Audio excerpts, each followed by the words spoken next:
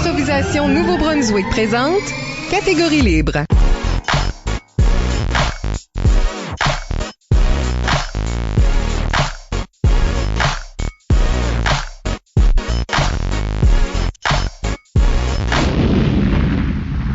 Bienvenue à un autre épisode de Catégorie libre, l'émission qui vise à enregistrer des entretiens avec les improvisateurs et improvisatrices du Nouveau-Brunswick pour faire un survol de leur carrière et de leur démarche artistique, mais aussi débattre les grandes questions qui entourent le jeu de l'improvisation.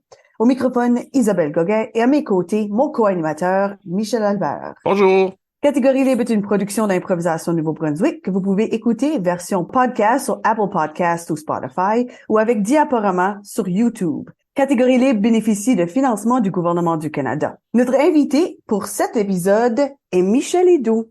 Oui, instrumental au développement de l'impro dans le Nord-Ouest. Michel Hédoux a d'abord joué au Centre universitaire Saint-Louis-Maillet au début de la LILOMA en 1985 et par la suite, avec l'équipe de Moncton, la LICUM, a remporté la Coupe universitaire d'improvisation en 1990 avec cette équipe. Ensuite, entraîneur de l'équipe de la Cité des Jeunes à M-Sormany, de concert avec Albert Roy de 1991 à 1995. Il l'aide à gagner la Gougoune dorée chacune de ces années. Sous sa tutelle, l'équipe de la CDJ reprend la Gougoune en 2001 et en 2002 après une absence temporaire et il apportera une équipe aux Jeux de la francophonie canadienne où elle se méritera la médaille d'or. Il y retournera plus tard aussi. Sauf une couple d'années de pause, il est à la barre de l'équipe de la CDJ et quelquefois à celle de l'équipe universitaire d'Edmundston aussi depuis ce temps-là.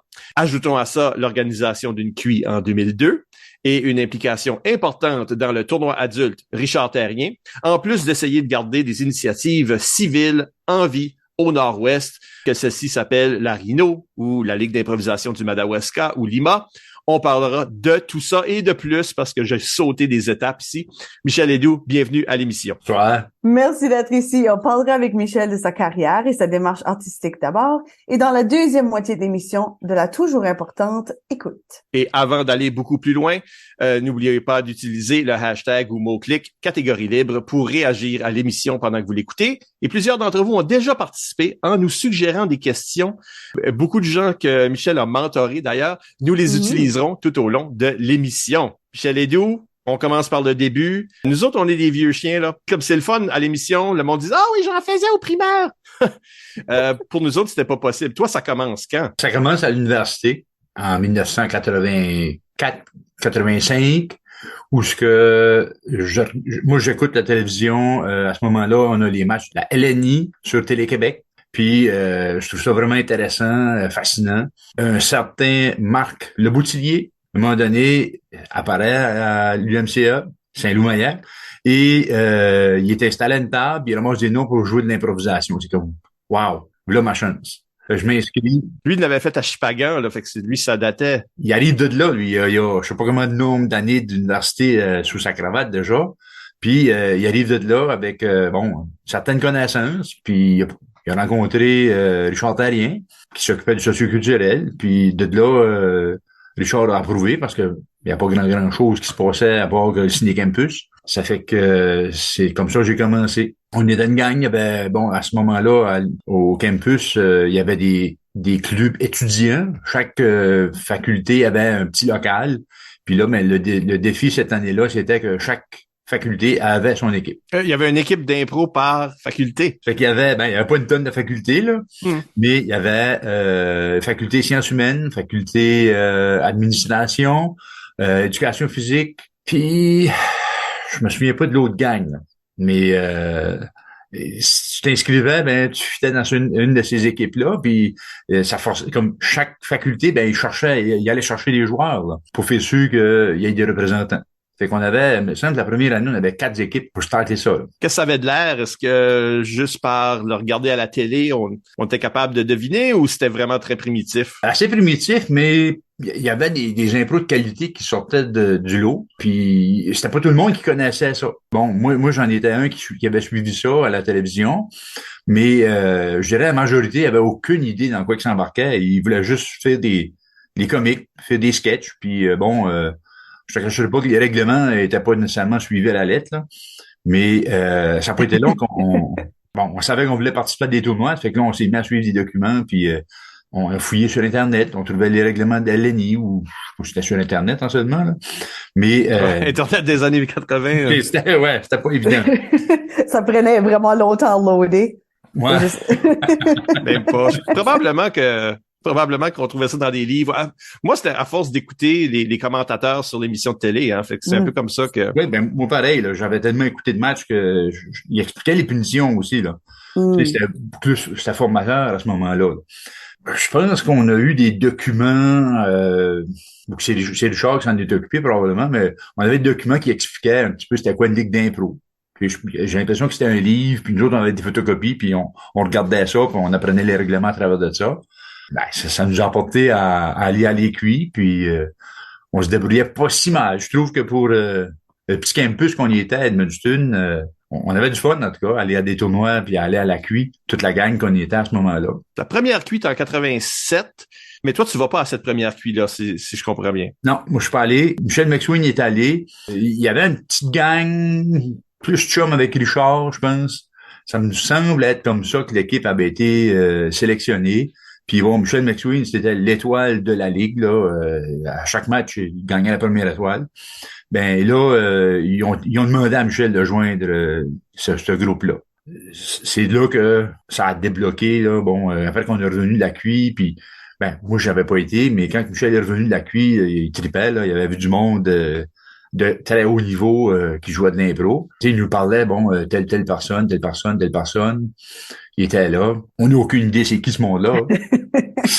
c'est quelques années après qu'on découvre c'est qui ces gens-là. Là, tu sais, après qu'on y va à l'écurie, puis on les rencontre, puis on joue avec les autres, que ce monde-là, on les voit aujourd'hui qui font des carrières professionnelles en humour, puis en théâtre, puis en télévision. C'est comme wow. On dit wow, mais même les gens que toi t'as joué avec, qui viennent d'ici, ont aussi même eu ces carrières-là plus tard. Oui, ben c'est ça, là. Tu sais, parce que on va regarder ce qui se passe ailleurs, mais il faut pas oublier nos joueurs de notre coin qui ils ont des bonnes carrières en impro, en théâtre, mais qui même aujourd'hui sont rendus politiciens dans certains cas. Là, ça m'a un peu surpris quand j'ai appris ça. Là. En même temps, de père en fils. Ça. Oui, mais c'est vrai.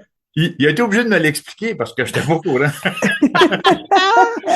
On parle de sortes d'affaires quand on est en impro, mais on parle pas nécessairement de la famille. Là. Mais ça va venir plus tard. J'ai encore une couple de questions à propos de Edmundston comme tel, ou c'est ce début-là. Toi, tes frères ont embarqué là-dedans. Parce que moi, j'ai joué avec Marco puis Stéphane. Oui. Ceci, c'est une question que j'ai souvent parce que moi, quand j'ai commencé à faire de l'impro à la Cité des Jeunes, il n'y avait pas de bande. Mm-hmm. On cantait une coupe de table. Ouais. mais maintenant, les frères Edoux sont arrivés avec un set de bandes. Là, c'est comme, attends, ça a été fait chez vous, ça? Oui. C'est nous autres, les trois frères, puis notre père. On s'est mis là, puis on a construit les bandes. Le matériel avait été fourni par l'école. Je sais pas. Okay. Le matériel est arrivé chez nous, là. On a construit ces bandes-là, puis ils sont encore utilisés à la Cité des Jeunes aujourd'hui. C'est les mêmes? Les mêmes, oui. Mon Dieu, vous avez bâti ça fort. Oui. Ils sont pris entre le mur puis le bloc de tapis, là. Fait que tu peux pas... Ça aide pas mal. Il aurait besoin d'être réparé, là. On est rendu là. Ils sont conscients de ça. On a laissé Bubble arbitrer dans ses bandes trop de fois, fait. Ben, c'est ça, j'allais dire. Comment c'est possible avec Bubble qui existe? Ils sont solides. C'est justement le fait qu'ils sont à côté après le mur de tapis, là, ben, je pense que ils ont passé le test. C'est ça, on parle de bandes qui ont comme plus que 30 ans, là. Oui. Puis, ben, même j'ai été insulté parce qu'à un moment donné, ils ont repeint les bandes. Puis, j'étais pas content de ça parce que moi, je leur ai dit, vous avez effacé une partie de l'histoire. Parce que tous les coups de pied, les barres de sneak, les plaques de peinture, il y a des joueurs qui se souvenaient, bon, ça, c'est moi qui ai fait ça, c'est telle affaire qu'on a faite puis que ça a mal viré ou j'étais pas là, puis c'était un autre coach. Les autres ont juste choisi qu'ils voulaient rafraîchir les bandes, mais là, aujourd'hui, il y a des marques sur les bandes, il y a de l'usure, puis ils sont tordus un peu, mais quand mes joueurs, les anciens joueurs ne reviennent, ben, ils revoient leur signature, parce que ça, c'est une des choses qu'ils ont commencé à faire, c'est que quand ils quittent, quand ils sont finissants, ben, ils signent la bande, ils marquent leur année, ils marquent leur numéro de chandail. Fait que ça, c'est une façon de laisser leur marque, puis là, justement, on a jasé de les réparer, les bandes, là, les élèves du comité ont dit, ben, ce qu'on fait avec les signatures, je dis, ben, on les repeinture pas, on change une coupe de morceaux, puis on peinture ces morceaux neufs-là, mais la section de signature, on touche pas à ça. Ça va être de quoi que, moi, en tout cas, je pense que faut pas, quand tu as une histoire avec des bandes comme ça, les faire disparaître en mettant une couche de peinture. Ça peut être plus beau, mais c'est l'histoire, puis c'est les symboles, les mémoires que ça peut rapporter. Et l'histoire de l'impro est tellement quelque chose qui est pas nécessairement ancré dans quelque chose de tangible. C'est très, on a une tradition orale, on n'a pas nécessairement comme ça de vraiment ancrer en quelque part physique. Fait que c'est le fun d'avoir ce petit coin-là historique sur quelque chose qu'on utilise encore en plus. Ben oui, puis tu sais, on les monte puis démonte assez souvent. Faut les tasser parce que la salle ne sert pas juste pour l'impro. Ça montre qu'il était... En tout cas, moi, je pense qu'on avait fait une bonne job quand les gens vont construire. Je suis surpris que c'est encore les mêmes. Ouais. Moi, je vais fall apart avant ces bandes-là. On a quasiment la même âge. As-tu des souvenirs importants à propos de ton temps à la Liloma ou à jouer à la QI avec l'équipe d'Edmundston? Ben, on a fait Québec, Ottawa, bien sûr, avec l'équipe de Moncton, Montréal. Les souvenirs qu'on a, je sais pas, c'est pas nécessairement avec les cuits, mais une fin de semaine, on a eu un tournoi à Chupagan. C'était un open, genre il y avait des équipes de professeurs de l'université, je pense. Il y avait une équipe du Québec, donc il y avait des écoles de la péninsule. Puis cette fin de semaine-là, on a eu vraiment, vraiment du fun, là, comme ça se peut pas. On a décollé avec 2 voitures, on a rempli 2 voitures de personnes. Rendu là, on couchait dans un motel, pas trop chauffé à Chupagan. Eric Thériault était avec nous autres à ce moment-là, à la Liloma. Puis ils ont décidé de faire accroire, lui puis Doris Roy, faire accroire à mon frère Marco qu'il y avait une fille dans la salle qui avait un œil sur lui. Puis que là, elle avait demandé le numéro de téléphone, où est-ce qu'on couchait, puis le numéro de téléphone de l'hôtel, en tout cas. Puis Doris y avait donné ça. Mais tout à ce temps-là, on téléphonait dans la chambre, puis on demandait pour Marco, on passait le téléphone, mais tout à ce temps-là, c'était vraiment Doris qui était à l'autre bout, qui changeait sa voix, qui se donnait une voix plutôt québécoise. Puis on avait ri avec ça. Ça a fini une bataille d'oreillers, de couverture, de crème à barbe, dans la chambre. Je suis sur l'hôtel, t'es content? On s'est sauvés. Ça a fini qu'on a couché avec les rideaux comme couverture parce que tout était graissé, tout était trempe. Ça semble comme si les improvisateurs, ça n'a pas changé à travers les années, finalement. Non. Beaucoup d'impros que j'ai joué que je me souviens pas. Tu sais, il y a des impros comme, ça je me rappelle un peu, là, à Ottawa, où j'ai décidé que je faisais une ballerine. Mais je prends mes jogging et je me les monte quasiment sur des bras, là. Fait que qu'est-ce qui est apparent, c'est le paquet là, qui là, le monde, ça rit, puis oui, je fais pas grand-chose, je fais la ballerine. Tu sais, je suis loin d'être une ballerine. Je me promène sur l'air de jeu avec la jogging en dessous des bras, puis les bras dans les airs. That's it. Enlever mon dentier dans une impro. C'est presque triché. Ben oui. Puis ça aide des fois quand on a un physique drôle. Il y a du monde qui dit ça. Il y a du monde qui dit qu'on a un avantage si on a un physique particulier. Pas nécessairement faux, là. Non, c'est certain que ça aide. Quand on sort du lot un peu, là, naturellement, c'est sûr que... C'était justement une des raisons pourquoi moi et McSween, ça marchait bien. Comme t'avais le contraste de grandeur qui était comme Laurel Nardy, là. C'était ça, souvent que les gens disaient, là, c'était drôle de vous voir, puis comme... Pour nous autres, on le voyait pas parce qu'on était ensemble tout l'air de jeu, là. Mais quand on se répliquait un et l'autre, puis lui est tout petit, puis qui devient mon boss, puis qui essaie de me mener par le bout du nez, puis moi, je suis l'innocent qui se plaît toutes ces affaires qui faisaient comique, là. Puis aussi, pendant que tu étais à la Liloma, il y a le concept de l'improvisaton de 50 heures aussi, là, qui est né. Fait toi, t'as joué dans le premier. Ouais. Assez fou comme concept parce que on a vraiment joué 50 heures sans arrêt. On avait associé notre c'était un téléthon en plus de ça. Oui, c'était à télé. Diffusé en direct pendant les 50 heures à travers Rogers. Puis j'ai eu des cassettes de ça, je sais plus ce qu'ils sont là. Mais pas toutes les 50 heures, mais j'en avais une partie. Les gens téléphonaient, faisaient un don en même temps pour nous autres et pour la Société de l'Arctique. Donc, on a splitté les revenus de ça. Mais le pire, c'est que il fallait aller chercher les dons aux maisons. Ah. Ouais. Oh my God. Après le téléthon, on s'est déplacé dans le chemin pour récolter l'argent. Puis là, quand on allait, moi puis Maxime, on a décollé, puis quand on allait, un de nos deux allait cogner à la porte, ben là, les gens étaient comme, ah, on peut se bu, hein, puis là, c'était comme, rentrez tous les deux! Puis là, c'est parce... Ben, on fait la tournée pour collecter les fonds. On n'a pas le temps de passer trop de temps avec vous autres, là. C'était drôle parce que on était des célébrités tout d'un coup, là. Pour certaines personnes, là, c'était comme, on était des stars qui cognaient à leur porte, là. C'est comme si on venait leur porter un chèque d'1 million, là. Puis nous autres, on leur demandait leurs 5 piastres, leurs 10 piastres, là, qui allaient nous aider à se rendre à la cuve, là. C'est ça. Ça faisait pour 4 jours faire 3 collectes de dons pour se souper avec tout le monde. Ouais. Ah ouais, non, c'était vraiment... Ça a été une grosse organisation, autant avant qu'après, parce que ça finissait plus, là. Ça fait une couple de fois que tu mentionnes Michel McSween, Oui. qu'à ce moment-là, était comme vous étiez tout le temps dans des impros ensemble, vous aviez des personnages qui revenaient, qui avaient comme une sorte de dynamique. Je vais poser une question ici qui nous vient d'Éric Thériault sur Facebook, donc aussi un ancien coéquipier. Oui. Il demande qui était ton meilleur sidekick. Je sais pas s'il veut entendre son nom, ou si c'est McSween, ou si c'est quelqu'un plus tard. Ça a été vraiment McSween qui était... on était des complices. Puis on se complétait autant d'un côté que de l'autre. Moi, mon fun, c'était tout le temps de surprendre Michel avec une réplique qui s'attendait pas pour le faire décrocher. Puis souvent, il décrochait, mais ça passait. L'arbitre s'en rendait pas compte. Mais souvent, quand on jouait sur la même équipe, quand on retournait sur le banc, c'était tout le temps un petit coup de poing sur le genou, puis un sac, puis comme... Tu m'as encore eu, tu sais, tu me surprends, tu me pognes tout le temps avec tes répliques. Puis c'était ça qui faisait notre belle complicité, c'est que autant on se relançait un et l'autre. C'était tout le temps comme je te donne de quoi, fais quelque chose avec, mais reviens-moi avec de quoi. Puis c'était pack. C'était comme une game de ping-pong parce qu'on se donnait un rythme assez accéléré souvent dans nos répliques, là. Ouais, ça faisait votre succès. Mais à un moment donné, tu décolles pour Moncton, où tu connaîtras peut-être ton plus grand succès universitaire. Pas juste peut-être, là. Mais il faut que tu te sépares de McSween. Moi, je deviens son sidekick. Ben oui.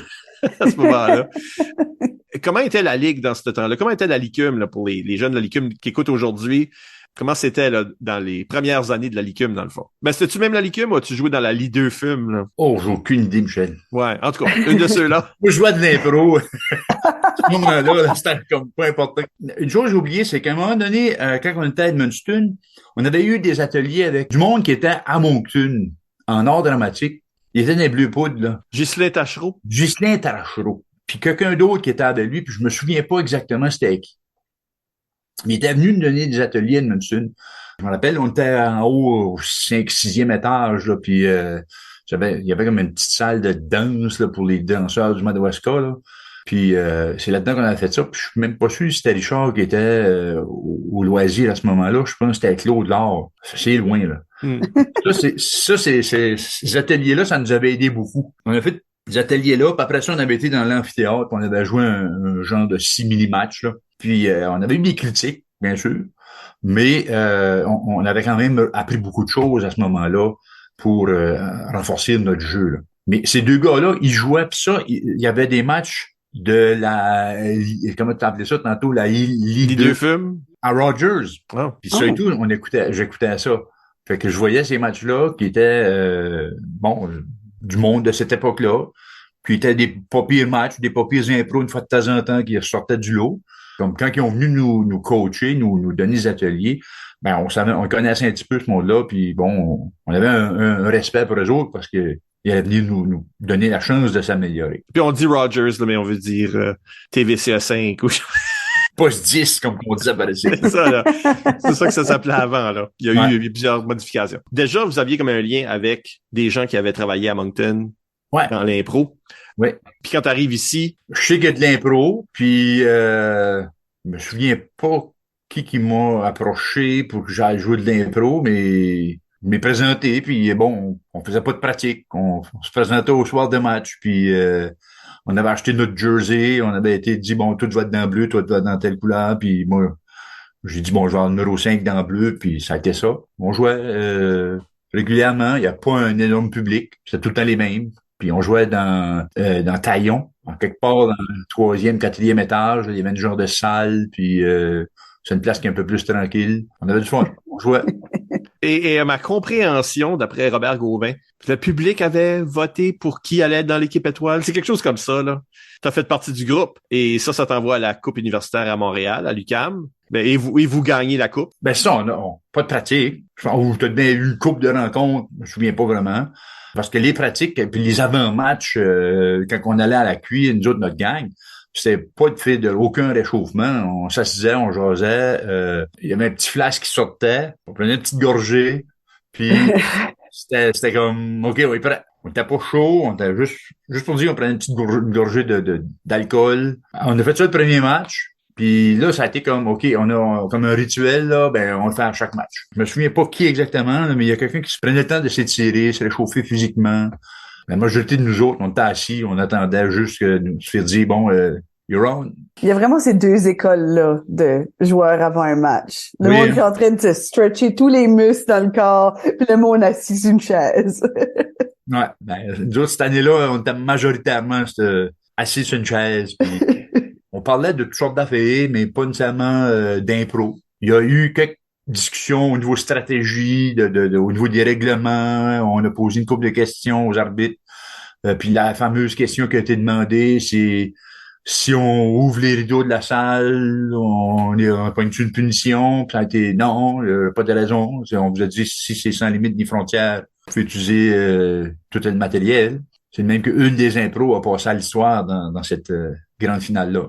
Oui, la supplémentaire Ouais. qui vous a fait remporter la victoire. Mais il y a plein d'autres impros aussi là qui sont mentionnés quand on parle de Michel Edo à cette cuit-là, qui ont resté dans l'histoire. L'histoire de baignoire, par exemple, qui en est une que tu as jouée. Il y a aussi celle-là où une joueuse de Trois-Rivières te laissait juste pas parler. Ouais. Celle-là est assez connue. Fait peut-être tu veux compter celle-là si tu t'en souviens. Une histoire de montgolfière. Puis la joueuse, ben, elle parle, mais carrément pour pas me laisser la chance de parler. C'est assez évident. Ou si c'était pas ça son plan, ça allait bien dans cette direction-là. Puis bon, moi, j'essayais de placer des mots, mais elle me coupait. Puis moi, j'étais le genre de j'étais comme un petit gars dans l'impro, là. Fait que je respectais ma maman, j'allais pas y couper en parole. Mais à un moment donné, quand j'ai eu une opportunité, j'ai juste dit bon, maman, tu parles trop. Puis ça a été comme l'éclat de rire, puis les applaudissements. Puis le sifflet. Ça a été comme that's it. Et puis quand ça a venu au vote, ben les gens votaient pour moi. Pas besoin de dire grand-chose des fois dans une impro. Juste au bon moment. Au bon moment. Oui, c'est bien dit. C'est bien dit, ça. Une chose que j'aimerais que les gens sachent, c'est qu'est-ce que tu as fait avec... Tout le monde a eu la coupe universitaire, tout le monde dans l'équipe l'a eu pour un certain temps, mais toi, tu as fait quelque chose d'intéressant avec. Oui. J'ai été me faire photographier chez Sears. C'est une de mes favorite photos. Le gros kit. Ah, vous n'avez pas de vue, vous autres? Il y en a plein. J'en ai plusieurs, là. On va les mettre dans le diaporama qui est sur YouTube. Fait que vous en verrez plusieurs pendant le diapo. Moi, ma préférée, c'est celle-là où tu rêves à la cuit. Tu sais, là, t'as la cuit, mais tu rêves à la cuit.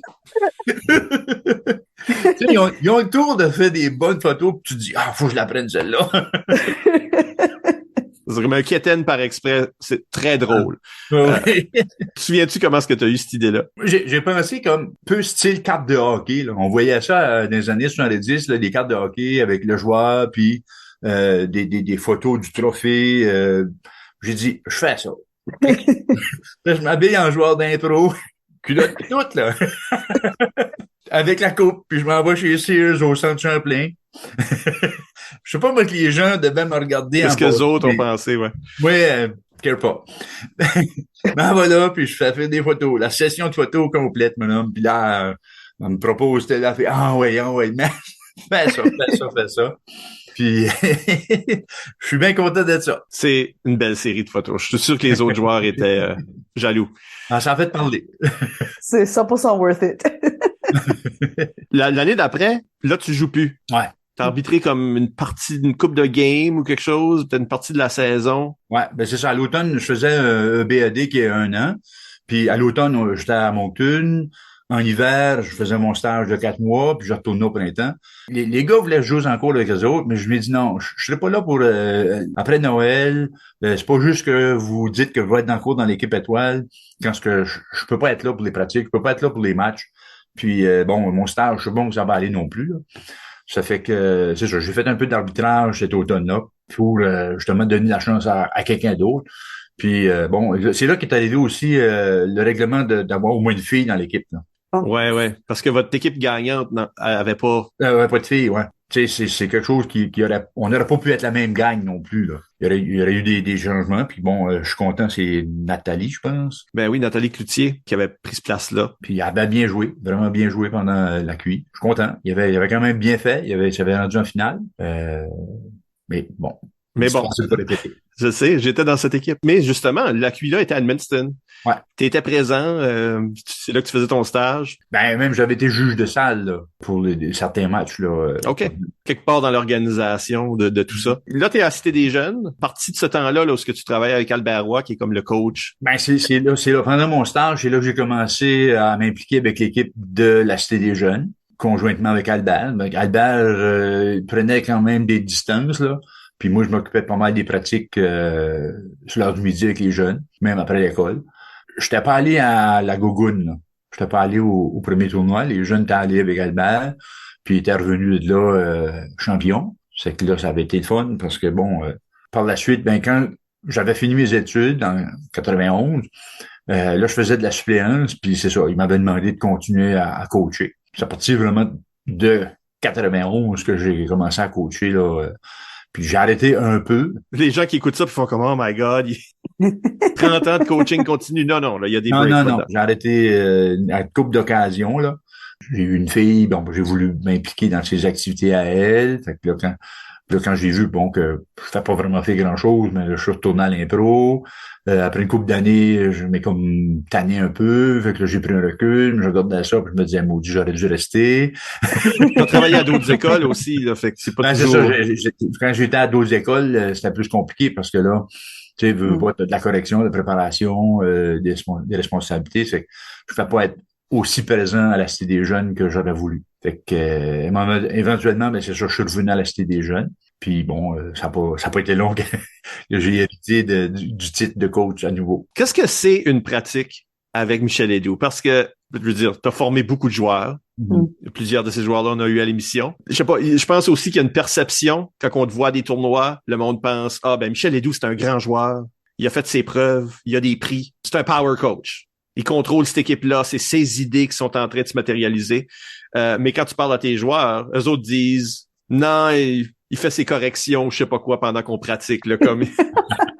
Mais, fait que vraiment, qu'est-ce que c'est une pratique avec Michel Ledoux? Ça dépend des gangs, ça dépend des années. Certains qu'au début, j'étais beaucoup plus pointilleux. C'est comme, on fait un réchauffement, on fait tel atelier, après ça, on va jouer des impros. Avec les années, bon, j'ai essayé différentes stratégies. Puis ce qui fonctionnait bien avant la pandémie, c'était que les jeunes se coachaient entre eux autres.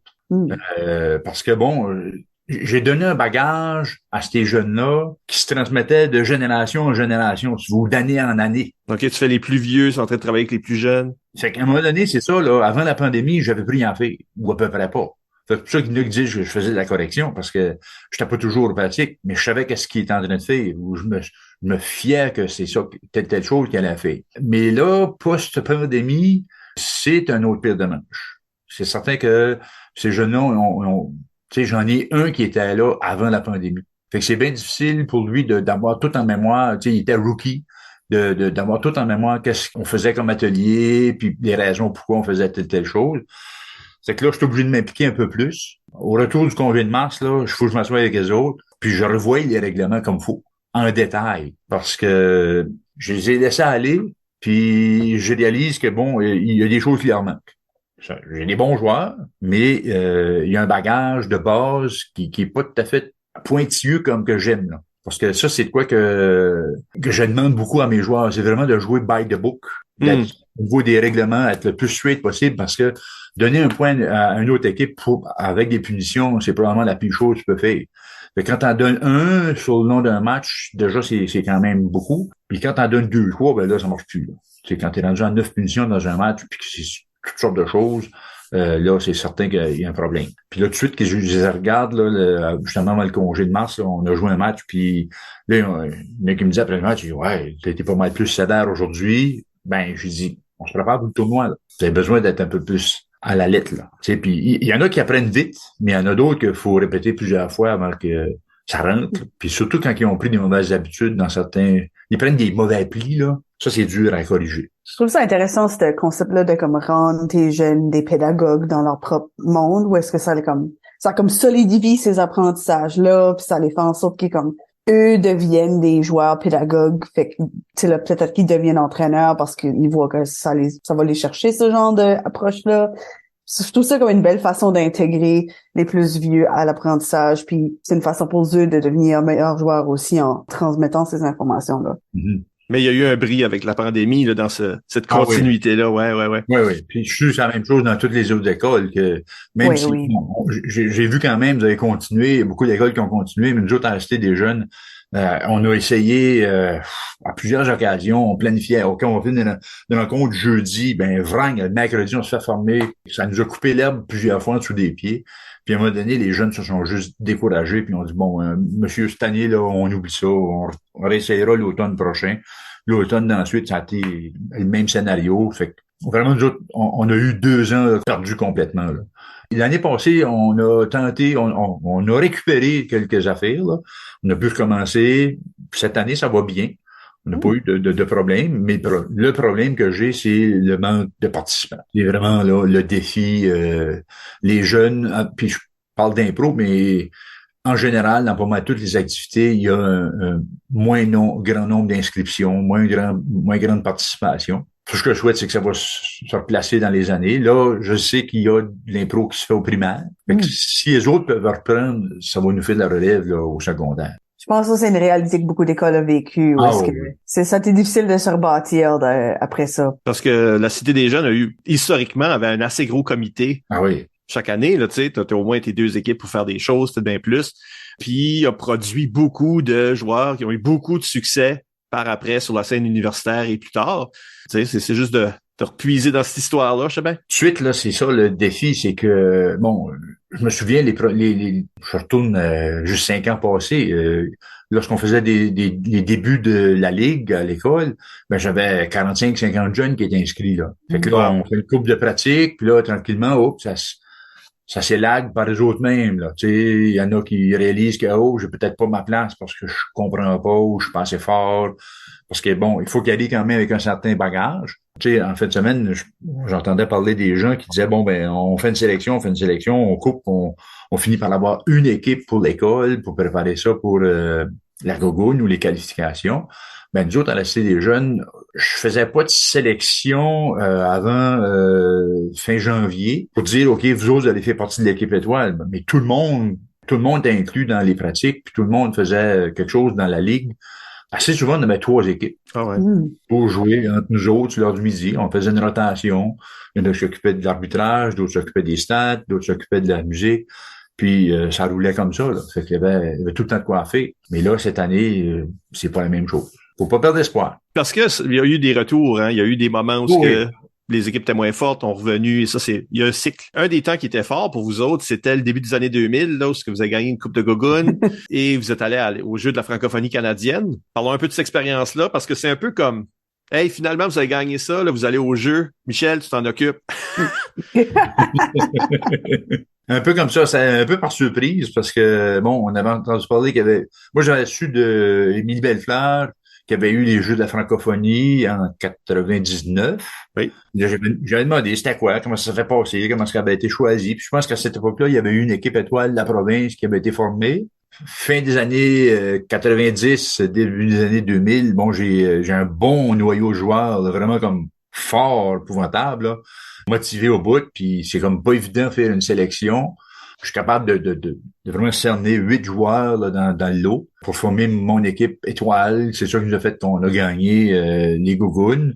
Puis quand on a été demandé d'aller à Rivière-du-Loup, ben, pour les Jeux de c'était pas loin. Ben moi je voulais garder vraiment le noyau de notre école, plus intact possible. Je voulais prendre les jeunes du Nord-Ouest. Fait que je voyais qu'il y avait Annick Langlais, qui était à Saint-Léonard, qui était vraiment forte, là, comme petite joueuse, vraiment jeune en plus de ça. Elle était juste en 7e année. Elle sortait du lot là, comme big time. Puis c'était pas la première année qu'elle jouait de l'impro non plus, parce qu'à Saint-Léonard, C'est une école de maternelle à 12e année. Fait que je pense qu'on a, ça faisait une ou deux gougounes qui venaient à jouer, là, avec Lise Boucher, qui était la coach de Saint-Léonard. Fait que moi, j'ai demandé à Nick si elle était intéressée. Puis c'est certain que, bon, elle en a parlé de sa mère, puis là, ça a été oui. Fait que là, nous autres, à la Cité des Jeunes, j'avais un bon bassin de joueurs. Mais le problème, c'est les jeux de la francophonie, ça se fait pendant l'été. Puis là, il y en a qui avaient des jobs d'été, puis ils ont mis la priorité sur la job au lieu de l'impro. Puis je comprends, c'est certain. Tu sais, ça paye pas fait fort, là, jouer de l'impro là, à ce niveau-là. C'est que j'ai quand même pigé dans mes joueurs de la Cité des Jeunes. Des joueurs qui n'avaient pas fait l'équipe étoile, puis qui se sont trouvés à Rivière-du-Loup, puis qui ont très bien joué. Ils étaient comme vraiment tirés vers le haut par le reste de la gang, là. On a eu un beau tournoi. Puis bon, j'ai vu qu'il y avait eu une question à propos de pogner un arbitre par faille, mais je me souviens pas. Peut-être bien que oui. Non, c'est-tu ce tournoi-là? Ben oui, ben, justement. Non, c'est pas là. 93 ou 94. À Hamilton. Ouais, Marc-André Castonguay se souvient de ceci. Fait que... À Rivière-du-Loup, je peux te dire qu'il y en a un qui s'est fait apostropher mal sale. Ah oui. Oui. Oh! Ah oui, parce que on jouait dans une classe, carrément, un match d'impro. Puis le public avait carrément voté pour nous autres. Puis il n'y a pas de juge de salle dans les matchs de préliminaires. Et l'arbitre, lui, a juste choisi de donner le point à l'équipe opposée. Là, ça a été comme, qu'est-ce que tu fais là, man? Fait que là, sur le coup, on est pris par surprise, là. Mais après le match, il l'a su qu'il n'y a pas ce pouvoir-là, de renverser un vote du public. Puis je lui ai fait savoir, puis je l'ai pas fait savoir tout seul, mais je lui ai été chercher l'ombudsman du tournoi. J'ai dit, gars, j'ai besoin de te rencontrer, on va rencontrer cet arbitre-là, qu'est-ce qu'il y a, viens avec moi, tu vas savoir pourquoi. Il a su pourquoi, puis j'ai fait sûr et certain de passer mon message qu'il n'était pas question que cet arbitre-là arbitre d'autres matchs pour nous autres. Puis j'ai même dit à l'ombudsman à ce moment-là, je te recommande de même pas lui donner d'autres matchs du tournoi parce que il suit pas les règlements. Ouais. Posons la question à Marc-André. C'est quoi les choses en impro qui t'énervent? On s'est bien écrit en braillon ici, là. Qui t'énerve. Ouais, qu'est-ce qui m'énerve?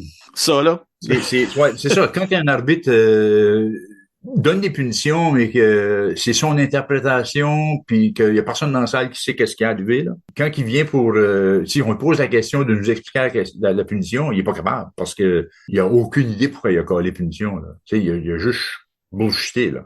Ça m'énerve beaucoup. Pour de ça, il n'y a pas grand-chose qui m'énerve à part de ça, là. Ben, quand mes joueurs jouent pas à la hauteur, ça m'énerve. Tu sais, quand je sais qu'ils sont capables de faire mieux, ou qu'ils écoutent pas qu'est-ce qui se dit dans le caucus, puis qu'ils embarquent sur l'air de jeu, puis ils jouent fuck all, ce qui a été discuté, là, c'est comme, ça, je suis pas capable. Comme, clipboard par la tête. Ben, c'est ça, j'allais demander, qu'est-ce qui mérite une clipboard par la tête? Parce que ça, c'est un classique. C'est un grand classique. Un abus de ses élèves, j'en reviens pas. Oui, non, mais ça, je vous dirais là que c'était beaucoup plus une mise en scène que d'autres choses. Je voulais vraiment avoir comme faire un show en arrière du banc, là. Montrer que l'impro, elle se passe là, mais c'est un peu comme au hockey. Il se passe de quoi des fois sur le banc, puis là, tu regardes un game de hockey, mais le lendemain, quand tu parles de la game, c'est pas les buts, pis c'est pas les arrêts que le goal a fait. As-tu vu le coach, comment que c'est exclamé auprès de l'arbitre, puis il a perdu les nerfs, il a pogné les nerfs, ben, j'ai voulu faire ça dans certaines occasions pour des fois comme faire oublier la mauvaise impro que le joueur venait de faire. Là. Ouais, ça comme détend l'atmosphère, là. C'est ça, changer le... Ouais, Robert Gauvin faisait ça, se tirait le collet, là, comme, comme quoi, tu sais. Fait que c'est comme dire, on le sait que ça n'a pas bien été, puis on fait un petit jeu avec ça. Mais il y a eu des coups de cutboard qui étaient mérités. Francis Thériault, non, je sais pas. Ça, c'est mon clipboard. Mais tu vois, là, on peut nommer plein de joueurs que tu as travaillé avec, que ça a bien été. Il y a t'as organisé une QI aussi dans tout ça. Oui. Fait que tu as travaillé avec les universitaires. T'as coaché un petit peu d'universitaires. Y a-t-il une grosse différence pour toi? Pas vraiment, parce que c'était des jeunes que j'avais eu à l'école. Fait que je les avais vus progresser de 9e année à 12e année. Puis là, ben, quand ils me demandent d'aller les coacher au niveau universitaire, ben, je les connais, je sais de quoi ils sont capables, je sais un peu les forces qu'ils ont. Puis bon, je sais que où qu'on s'en va, c'est un autre paire de manches. C'est plus le tournoi des écoles secondaires, c'est universitaire. Parce que là, tu as vraiment des joueurs de très haut niveau qui se retrouvent là. Puis bon, on peut se faire dévorer tout rond si on n'est pas sans coche, puis si on est trop braillon dans notre parler. Ah ouais? Les équipes du Québec nous regardent puis ils disent vous êtes pas culturés. Ben, Eux autres parlent tout comme s'ils étaient traduits à la télé, là. Ouais, ils sont tous à l'académie, eux autres, là. Après, on sait pas un des accents que les Québécois trouvaient cute. Il y a une couple d'accents de Le Brunswick qu'ils ont une affinité pour ça. Oui, ben, ils aiment imiter l'accent acadien. Oui, de Capolé, spécifiquement. Ça, là, ils aiment faire les Chiacs puis les Acadiens. Mais les Brayons, ils n'ont pas 16 ans encore. Ah. Ils sont pas capables de nous placer parce qu'on a un vocabulaire un peu québécois dans certains mots, un peu acadien, chiac dans d'autres. On est comme un peu partout, là. Puis ils sont pas capables de nous imiter. Fait qu'ils iront pas là. Ils connaissent pas assez, là. Tu sais, c'est pas une destination tourisme d'été, là, la Bryonie, là. Quand tu as eu la chance d'organiser ta propre cuit, je dis ça comme si tu étais tout seul. Non, je suis pas tout seul. À Edmonton en 2002, y avait-tu des choses que, tu sais, basées sur tout ton bagage, d'aller à des cuits toi-même, tout ça? Comment est-ce que ça s'est déroulé? Ben, on voulait vraiment accueillir les gens comme il faut. On voulait vraiment, parce qu'on est reconnu pour l'hospitalité au Nord-Ouest, fait qu'on voulait vraiment leur donner tout ce que ça leur prenait pour avoir un beau séjour chez nous. On a voulu vraiment que ça soit un événement communautaire, qu'il y ait beaucoup de spectateurs. C'était là-dessus qu'on travaillait, là. C'était vraiment de recruter le public, de remplir les salles, peu importe qui jouait. C'était important pour nous autres. On avait fait beaucoup de médias, des conférences de presse, on avait des bons contacts dans la communauté pour faire parler de ça. C'est que ça a été un succès parce qu'on a quand même eu des belles salles avec pas mal de public tout le long de la fin de semaine, peu importe qui jouait. L'équipe de l'UMCA à ce moment-là, il y avait des bons joueurs dans la gang. On a fait la demi-finale. Fait la demi-finale. Je pense que c'était mérité, oui. Et oui, vraiment mérité. Je pense pas qu'ils l'ont volé, ce rendre-là. Certain que, on avait des rêves en couleur, là, de les voir gagner la cuit, là, mais faut être réaliste qu'on avait il y avait des équipes beaucoup plus fortes que les autres à ce moment-là. Puis bon, on a eu une super belle finale, là. C'est ça, on avait une belle équipe, une bonne gang qui travaillait fort. Puis bon, tu dis, j'étais fourré partout. C'est pour ça que peut-être que tu dis c'était ta cuit, là, mais non, c'était pas ma cuit. Ben, ça sonne beaucoup comme la sorte d'approche que moi j'ai déjà vu dans les tournois secondaires aussi, que vous avez déjà accueilli. J'ai toujours filé qu'il y avait cet aspect communautaire-là, que c'est des parents en train de faire des plats et puis des choses de même. Puis il y avait vraiment comme un feeling de rassemblement communautaire autour de ces tournois-là. Ouais. Ça fait-tu partie de ta vision, ça, de garder les gens proches comme ça? Quand on organise un tournoi, c'est sûr que je fais toujours appel aux parents, voir c'est quoi qu'ils peuvent faire comme pour nous donner un coup de pouce, là. Je forçais pas personne, mais il y a des parents qui, je m'en rappelle des années dans le passé, là, qui étaient contents là, qu'on organise la gogoune, puis bon, qu'est-ce qu'on peut faire, puis là, ben, OK, je veux faire quoi? OK, on peut trouver quelque chose, là. Fait que, peux-tu faire une sauce à spaghetti? Peux-tu faire, venir nous aider à servir les repas? Ça, c'est souvent là où on a besoin d'un coup de main. Il y a beaucoup de parents qui sont contents de ça parce qu'ils voient que pour leurs jeunes, jouer de l'impro, c'est important. C'est une grosse affaire pour eux autres, ces jeunes-là.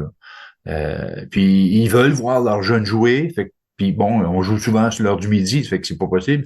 Fait que l'organiser un tournoi, ben ça leur donne une chance de justement venir voir leurs jeunes qui jouent, puis en même temps donner un coup de pouce. Parlons un peu de civil. Ouais. Parce que je pense un peu que cette cuit-là, en 2002, a un peu lancé des projets civils. La Ligue d'improvisation acadienne par ici est vraiment née à ce tournoi-là où ce que les gens commencent à dire à Moncton, il faudrait qu'on ait quelque chose. À Edmonton aussi, il y a des choses qui se développaient. Ben, on avait déjà décollé ouais. la Lima avant la QI 2002. Ça a parti 96 dans ce coin-là. OK. Puis là, ben, on jouait dans un bar au Costigan, un soir où il n'y avait pas grand monde, mais malheureusement, il y avait des joueurs de pool, puis on semblait les déranger. Ça aussi, c'est une histoire de licume, là. Partout où il y a du pool. On a joué une saison comme ça, puis on avait quand même un petit public qui venait nous voir. On avait du fun. Puis c'est ça, on intégrait les jeunes de la Cité des jeunes dans notre ligue. On n'avait pas juste des adultes, on avait des jeunes du secondaire. Fait que ça leur donnait un challenge de plus, eux autres, là. Puis bon, il y avait bien sûr au niveau universitaire. Fait qu'on avait une belle petite gang pour jouer de l'impro plus ou moins organisée, là. 2 sets de chandail, puis on mixait les équipes au fur et à mesure que les gens se présentaient. Puis bon, ça a commencé comme ça. Puis par la suite, ça a été sporadique, là. Et c'était là qu'on jouait.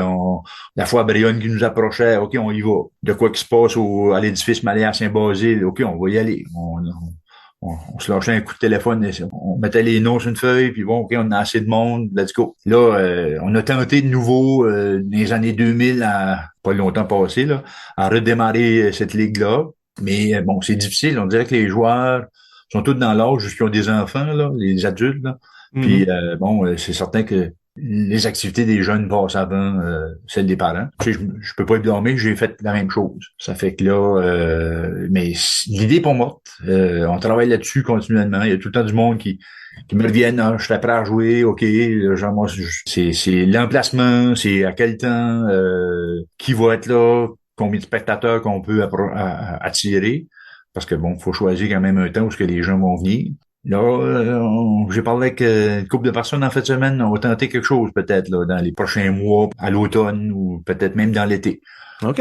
Oh, c'est awesome. Fait sûr qu'on n'est pas mort, tu sais, montrer qu'on est tout le temps là, puis que bon, s'il y a de l'intérêt, ben qui nous fasse savoir. Si, parce qu'il y a du monde qui ont pas rejoué depuis le secondaire, mais que là ils me disent j'irai jouer. Ouais, mais comment ça t'es pas venu quand on a fait l'appel à tous là, quelques années passées? Ah ben je pouvais pas. On va retenter, on va t'offrir, là, on va te tendre la perche. On a un Facebook, puis on rajoute ton nom à notre groupe là, mais donne signe de vie quand on fait l'appel. Là. Ça, c'est l'histoire de travailler avec des adultes. Là. Ils ont tellement d'autres engagements. Ouais. OK, j'ai hâte de voir qu'est-ce que la Ligue d'improvisation du Madawaska peut faire. Il y a un moment donné qu'on avait un tournoi adulte là, à Edmundston. On l'a fait pendant comme 3 ans, le Richard Terrien. Et puis, c'est ça, là, il y avait toujours une équipe de la Lima, il y avait toujours une équipe qui était locale, puis là, les autres venaient, fait que c'était toujours intéressant de... Tu voyais, il y a du monde qui est encore dans la game, là, qu'on pouvait ressortir des boules à mythe des fois. Oui. C'est souvent comme ça avec des adultes. Faut que tu les coaxes un petit peu, faut que tu les donnes un petit snack, puis ils sortent. C'est comme, OK! Le Richard Tallien, justement, c'en est un on a jasé, là. Fait quelque chose dans ce style-là, puis parce que bon, ça attirait du monde de partout. On a eu des équipes qui venaient d'aussi loin que Montréal, là, qui venaient. C'était un get-together pour un week-end avec des chums d'université. Fait que ça existe. Tant qu'il y a une tradition qu'on peut ramener. Fait que ça nous amène un peu comme à aujourd'hui, dans le fond, là, ou même à l'avenir. Je pense qu'on va prendre le temps de poser nos questions éclairs. Faut peut-être la mettre en contexte. Nicolas Marcoux, c'est un de tes anciens élèves, qui demande qu'est-ce qui t'a fait sortir de ta retraite? Donc, après que tu avais pris un break, à un moment donné, ton dernier break, je pense que peut-être Michael Plourde, Alexandre Hébert avaient comme coaché dans ces ans. Qu'est-ce qui t'avait fait revenir?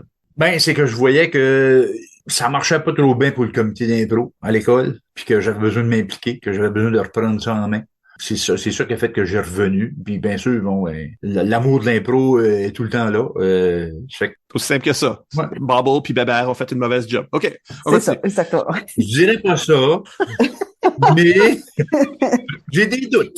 Moi, je dis ça parce que c'est mes amis puis je veux les faire chier. C'est ça. Ou rire. Je pense que c'est plus ça qui serait la réaction. Ben, on continue ça avec un autre joueur qui vient d'un petit peu les mêmes temps que Nicolas, Thomas Lapointe. Ah oui? Il demande comment savoir en tant que coach qui faire confiance dans les caucus ou savoir quand prendre les décisions sur le banc. C'est quoi le thought process qui pourrait être là-dedans? Ça l'intéresse, ce processus-là. Quand tu as un joueur qui met la main, là, puis qui dit, OK, j'ai une idée, là, puis que ça a l'air d'être clair dans sa tête, là.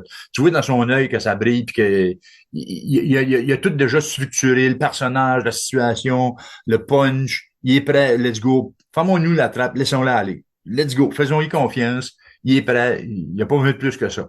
C'est certain qu'on peut lui donner des petits mots, mais ça peut y apporter, surtout quand c'est en mix, on peut lui donner, bon, heads up, là, sur, OK, cette équipe-là peut peut-être m'arriver telle autre chose, là.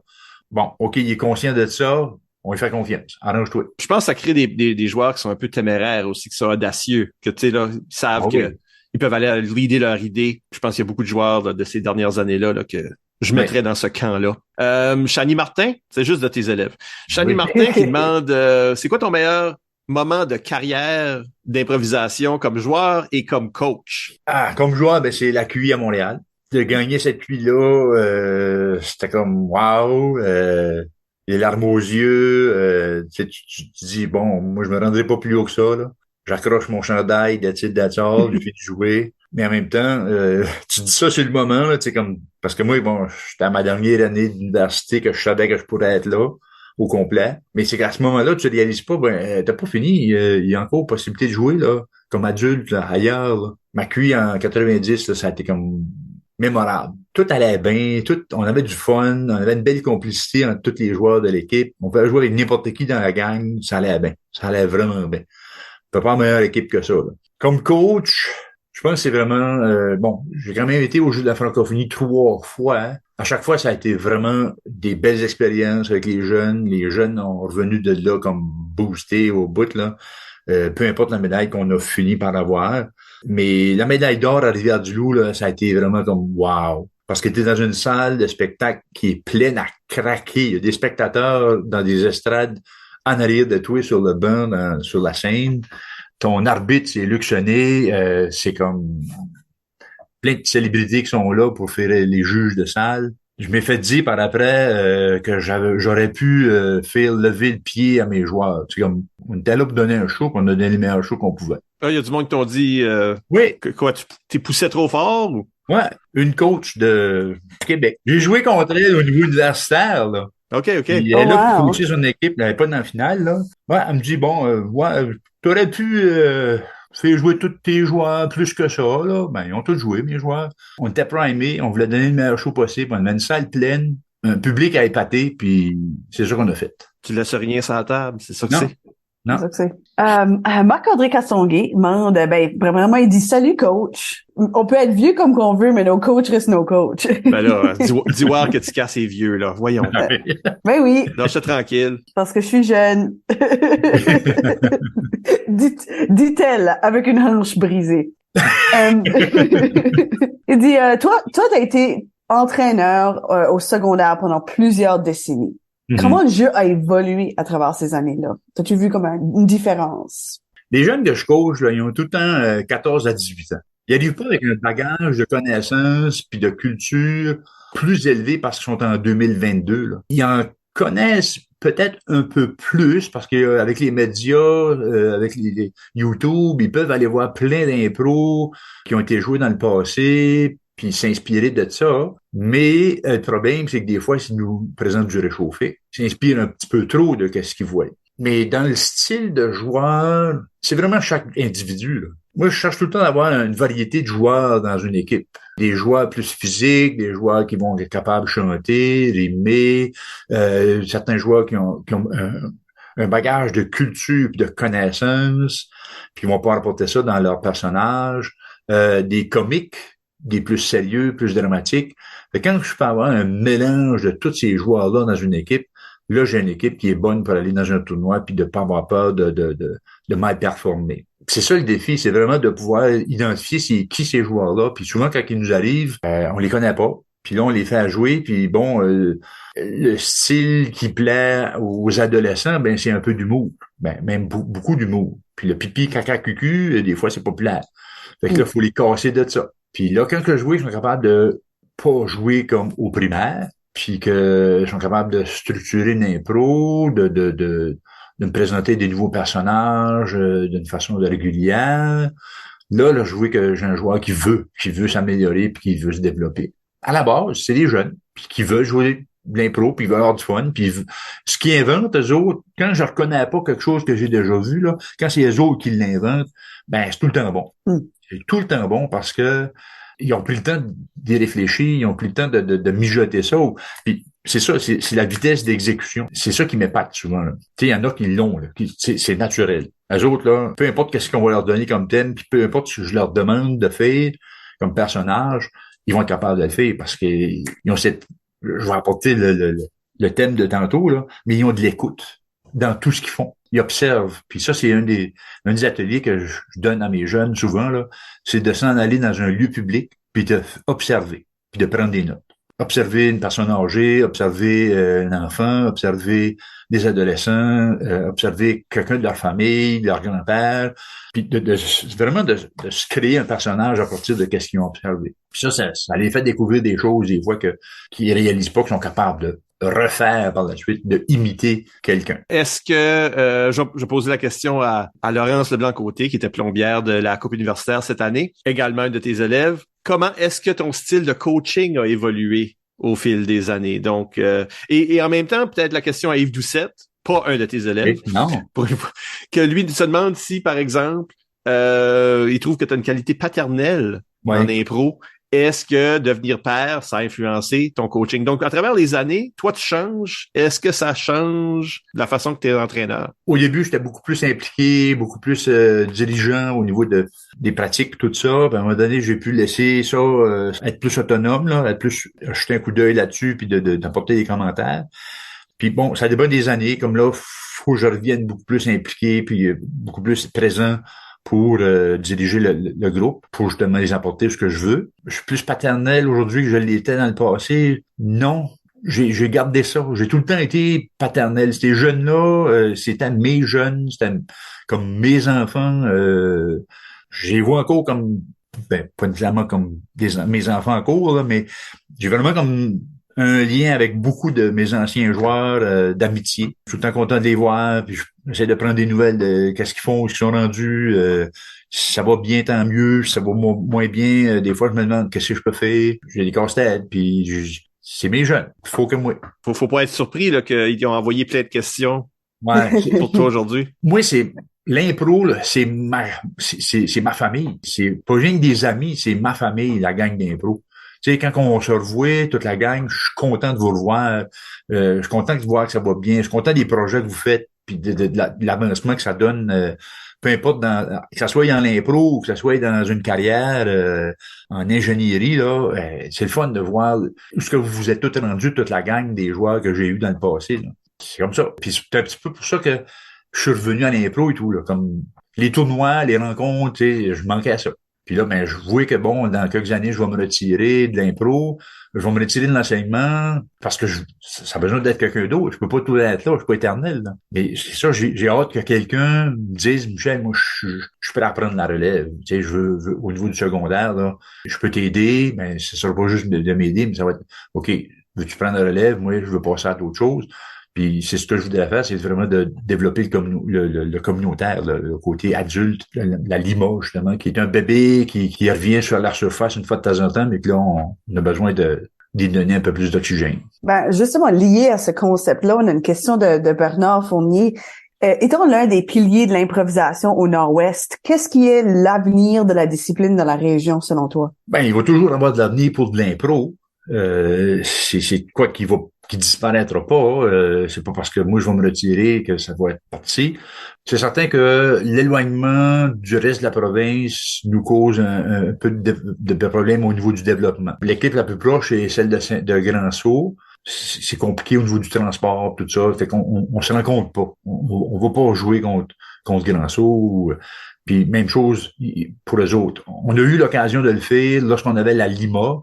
On les a invités, ils ont venu jouer au Centre des Arts un soir. On a fait jouer les 2 équipes étoiles en préparation d'un tournoi. Fait que ça a été le fun.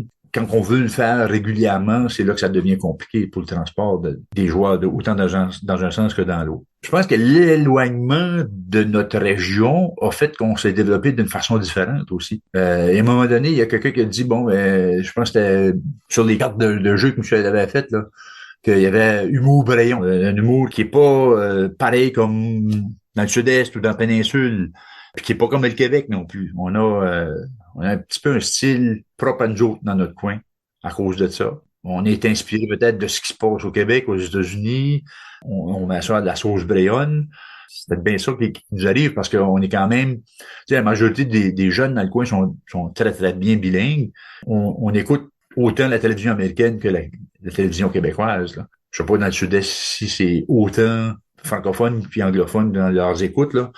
Je pense qu'on a ça, là, ce mélange-là, cette inspiration-là, qui fait qu'on a un petit peu un style différent des autres régions. Je sais pas et tout si c'est parce que c'est ma vision d'une équipe, de la façon que je veux tel joueur que je cherche pour avoir dans mon équipe, malgré que je vois ça dans d'autres équipes aussi. Là. Ouais, non, il y a quelque chose. Il y a je sais pas, il y a aussi une sorte de grosseur dans ce que les joueurs Braillon font souvent. Je sais pas, il y a une sorte de grosse personnalité qui vient avec. Quand j'étais jeune, le monde d'Edmundston était considéré par d'autres régions comme ce monde-là était frais, comme on dit par chez nous, là. Ouais. Un peu cocky, là. Parce qu'on est unique. Nous autres, les Brayons, on n'est pas comme vous autres, on n'est pas comme vous autres, on n'est pas comme vous autres. Puis là, ça créait une sorte d'arrogance. J'utilise le mot d'une façon positive, là. Ou ce que pour un joueur d'impro, c'est que tu as une grosse personnalité, tu t'affirmes. Oui. C'est peut-être ça. Je me souviens pas qui a déjà mentionné ça à des joueurs. Il avait dit, si tu chantes pas bien, chante fort. Ça va mieux passer si tu chantes fort que si tu chantes pas bien puis pas fort. C'est très drôle. Ce que tu fais-le avec confiance. Fais-le avec confiance, c'est ça. T'es convaincu, peu importe. Oui, t'es coquille, comme tu viens de mentionner, mais c'est pas grave. Le monde va t'écouter, ils vont te regarder puis ils vont te remarquer. Mais toi, t'as déjà joué des personnages récurrents qui ont comme revenu d'une impro à l'autre. Penses-tu que c'est un petit peu ça la clé que le monde aimait ces personnages-là puis qui appréciait qu'ils revenaient? Ouais, les gens aimaient ça. Ils appréciaient. Puis nous autres, on avait du fun à le faire. Puis c'est qu'on bâtissait un univers autour de ces personnages-là. Puis d'un match à l'autre, si on ramenait un de ces personnages-là, ben c'est des gens qui suivaient nos matchs régulièrement, mais la référence qu'on faisait, ben ils savaient de qui on parlait ou de quoi on parlait. Là. On avait des aventures de comment est-ce qu'il s'appelait, Joachim puis Jean-Jacques. Oui, deux fermiers qui étaient en train d'essayer de vendre leurs vaches, etc. Mais t'avais ton petit épisode là, chaque match là. Ouais, c'est ça. C'est un épisode de les aventures de Joachim et Jean-Jacques. Les malheurs et les bonheurs. Fait partie de une minute du patrimoine. Ouais. C'est ça. C'est mon tour là, de lire une question. Sophie Ruet.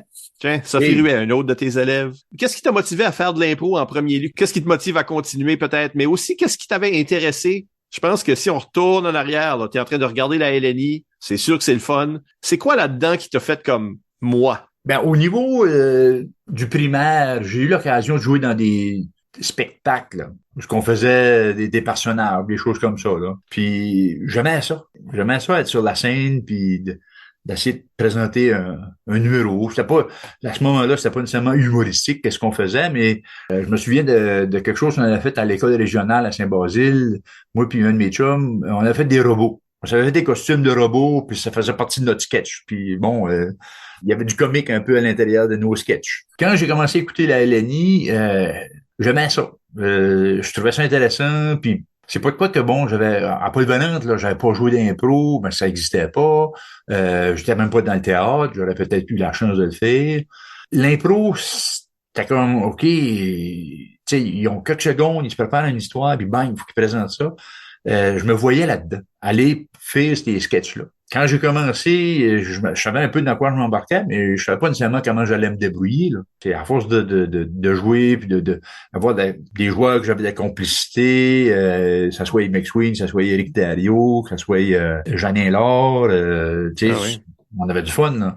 Fait des impros un peu flyés. Mon frère, Marco, qui est venu à l'université, puis qu'on a été à Québec ensemble. Puis c'est ça, on avait des idées des fois que bon, ça se complétait. Là. C'est le même que j'ai pogné le goût à ça. C'est en l'essayant, puis en ayant du fun, puis du succès, puis le thrill. T'embarques, t'as une idée, tu sais pas qu'est-ce que l'autre a comme idée, puis là, ben c'est qu'il faut que tu bâtisses quelque chose. Faut que tu écrives quelque chose tout d'un coup, là. Puis le thrill, c'est justement les applaudissements, les rires, la satisfaction de quand t'as fini de comme yes, ça a bien viré, là. Pas une punition, ça c'est une bonne affaire de plus. C'est-tu dans ton enseignement, ça? L'enseignement d'une classe, c'est-tu une scène, à quelque part? Pas tout le temps, parce que ça devenait très, très exigeant, là. Mais à certains moments, oui, je m'amuse à leur monter un bateau. Me mettre dans un état qui est pas l'état que je me sens présentement, tu sais.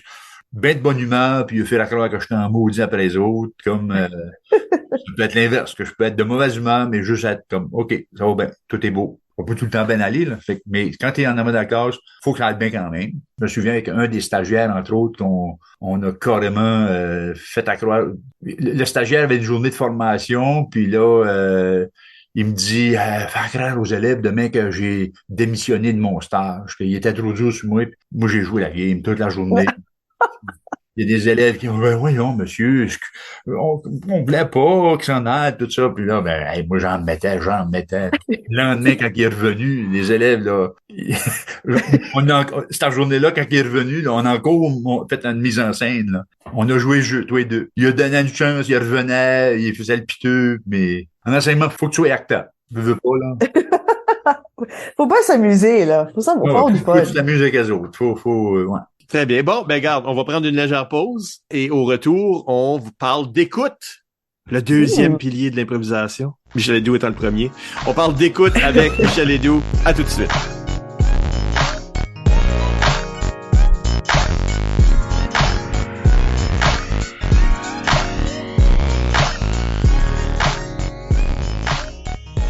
On est de retour, Michel Albert au microphone avec Isabelle Gauguin Allô? et Michel Hédoux. Allô? On parle d'écoute. Je pense que la première chose qu'on devrait faire, c'est définir qu'est-ce que c'est, parce que tout le monde parle d'écoute. L'impro, c'est de l'écoute. Écoute.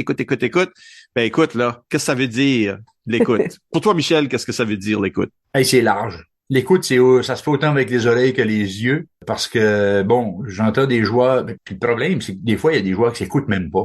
Tu sais, parce qu'ils apportent des éléments, puis je me dis, ouais, va là-dessus, puis non, ils vont pas. Donc, l'écoute, c'est pour moi, c'est de regarder, de savoir qu'est-ce qui se passe autour de toi, de qu'est-ce que les autres joueurs font, qu'est-ce que les autres joueurs disent, mais aussi ce que toi-même tu apportes. Je pense que c'est une belle encapsulation. D'ailleurs, je vais nous envoyer direct dans une question de Mathieu Chalifou. C'est quoi les trucs pour s'assurer que ton écoute auditive demeure autant engagée que ton écoute visuelle? Donc, lui aussi déjà voit que les deux sont vrais. Il faut regarder, il faut entendre, il faut stimuler tous les sens. Fait qu'on va en revenir. C'est des trucs qu'il veut. Fait qu'on va se rendre, Chalif. Toi, Isabelle, l'écoute, y a-tu des choses que tu veux développer par rapport à la définition à Michel? Ben, je pense qu'on est bien parti dans une direction, parce que je pense que souvent, quand on pense à l'écoute, justement, on pense à l'écoute de l'autre. Comme Michel a mentionné, c'est autant important de s'écouter soi-même, mais je dirais aussi que c'est important d'écouter l'improvisation. Ah. Parce que des fois, on est dans une improvisation et l'improvisation veut quelque chose. Puis si on était attentif aux besoins de l'impro ou à ce que l'impro est en train de nous proposer, on pourrait apporter cette histoire-là dans une direction différente, dans une direction intéressante, quelque chose qu'on n'a jamais vu. Puis des fois, si on n'est pas attentif à ces petits cues-là que le flow de l'improvisation sont en train de nous donner, on peut manquer ces opportunités-là. Fait que pour moi, ça, c'est peut-être quelque chose que j'ajouterais à ça.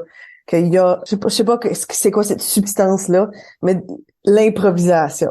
Non, ben la substance dont tu parles, c'est l'écriture comme telle, dans un sens large, parce que tu dis qu'on n'a jamais vu, mais aussi, moi je pense qu'il y a des choses qu'on a vues ou qu'on veut voir, tu sais. Quand tu joues à une improvisation, et c'est tout emballé ensemble, là, c'est tout ce qu'on dit ou ce que t'écoutes l'autre, les choses que quelqu'un amène ou que toi t'as amené, ça ouvre des portes. Mais si tu vois pas la porte, parce que là, t'es dans ta tête, puis tu suis un caucus, t'es en train de suivre un caucus, tu vois pas la porte ouverte, tu réalises peut-être pas que ça a besoin. Mais quand on regarde un film ou de la télé ou quoi que ce soit, un narratif quelconque, puis tu sais, tu vois les choses venir, la raison que quelque chose est prévisible, c'est parce qu'il y a une façon de raconter des histoires.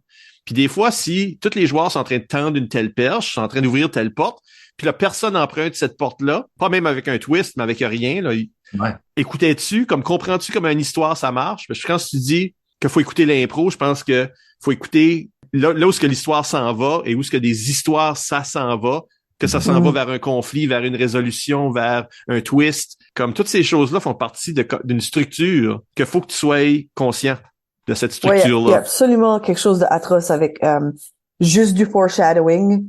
Puis il y a rien comme les autres personnages sont en train d'établir des choses, puis là le personnage qui devait faire l'action qui est importante pour vraiment clouer ce moment-là le fait juste pas parce qu'ils ont pas lu ces signes-là. Vu les signes, ouais. Plein d'affaires à écouter. C'est pour ça que Michel disait que c'était large, là.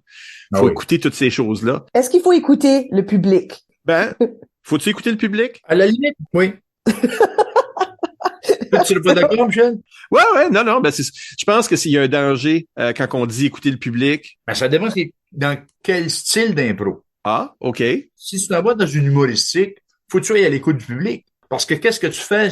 Si tu fais quelque chose, tu penses que t'es drôle, puis que t'as pas de réaction dans le public, revois ta définition de drôle. Mais aussi que prends des pauses. Tu sais, il y a des joueurs là qui ils parlent direct à travers du rire, puis on n'a pas compris qu'est-ce qui se passait. Comme il y a une écoute qui se fait là, le public participe. Oui. Faut que tu les écoutes. Je pense que c'est un danger de dire moi je pense que le public veut telle sorte d'affaires, fait que je leur donne juste les choses qu'ils veulent, puis là t'es jamais en train d'innover ou de jouer toi-même. Ça c'est pas écouter le public. Non. Le public te dit pas quoi faire, mais le public te dit comment moduler peut-être. Il donne des signes d'appréciation ou non. Ouais. Si t'entends juste des chaises à terre puis du monde qui court à la salle de bain, ça aussi c'est un message. C'est un message clair. Ou t'entends plus fort. Oui, ou ça c'est très direct, oui.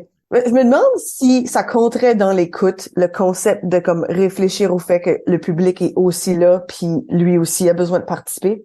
C'est comme si un public comprend pas ton idée, est-ce que c'est parce que t'as pas transmis l'idée d'une façon que eux pouvaient le capter? Comme je suis pas sûre que c'est exactement de l'écoute, Mais on dirait que c'est juste à l'écoute du fait qu'ils sont là. Que comme, il y a des gens là qui sont pas dans ta propre tête, qui ont pas ton caucus dans leur tête. Faut quand même que tu transmettes une histoire que eux puissent comprendre. Puis que ça informe la façon que tu présentes, ce que tu présentes, que t'es attentif au fait que eux sont là, puis que leur écoute affecte un peu la façon que toi tu procèdes. Je suis pas sûre que c'est exactement de l'écoute, mais peut-être. Ben, on dit écoute, mais c'est aussi comme en anglais on dirait awareness. Là, c'est la conscience. Oui. T'es conscient des autres, t'es conscient de toi-même, t'es conscient du thème, t'es conscient qu'il y a de l'arbitrage, fait que ça va changer ton comportement, t'es conscient d'un public, ça va changer ton comportement. Mais si t'es vraiment sensible à tout, ben t'es tout le temps en train de t'ajuster. Tu sais, il y a pas de.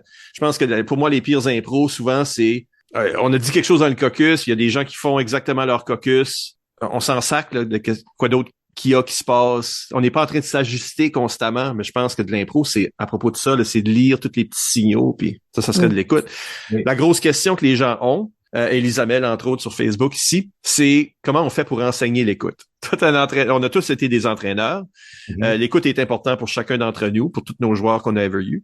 Comment est-ce qu'on enseigne ça? Ben, comme j'ai mentionné un peu plus tôt, aller observer des gens sans parler. Tu t'installes dans un lieu, t'observes quelqu'un qui est assis au restaurant en train de manger, t'observes quelqu'un qui marche sur le bord de la rue. C'est de l'écoute parce que tu vas remarquer des gestes, des façons de bouger, des tics nerveux que les gens vont avoir. Fait que ça va te permettre d'intégrer ça dans tes personnages, mais c'est que quand tu vas venir à jouer toi-même, faut que tu sois capable de reconnaître ce que les autres joueurs apportent comme personnage. Fait que si t'as l'œil attentif pour, OK, j'ai vu une personne âgée elle marchait de telle vitesse ou de telle façon, OK, puis il y en a un joueur qui je pense que c'est une personne âgée qui fait, ben, tu vas pas l'aborder nécessairement de la même façon si tu peux reconnaître le personnage de l'autre, là. Donc, des signes c'est visuel à ce moment-là, c'est pas nécessairement des paroles. Mais de l'écoute, je pense qu'il y a des joueurs qui l'ont puis d'autres qui l'ont pas. C'est aussi simple que ça. Ah oui? Tu penses que on est né avec de l'écoute? Oui. Je suis comme presque d'accord. Mais en même presque. temps, OK. C'est juste parce que j'ai le désir de vouloir croire que tout le monde peut apprendre tout. Mm-hmm. Mais c'est vrai qu'il y a comme il y a un élément de personnalité. Être à l'écoute de l'autre prend de la générosité. Si à la base, si t'es à l'écoute, ça veut dire que t'es en train de laisser de la place à l'autre joueur de proposer quelque chose. T'es en train de laisser l'impro te proposer quelque chose plutôt que juste te concentrer sur tes propres idées. Il y a une générosité là-dedans de faire, ben t'as dit quelque chose, ben je vais être attentif et je vais me souvenir des choses que t'as dit. Puis que peut-être que je le ramène 3 minutes plus tard quand ça devient pertinent, ou peut-être que je suis en train de l'intégrer tout de suite.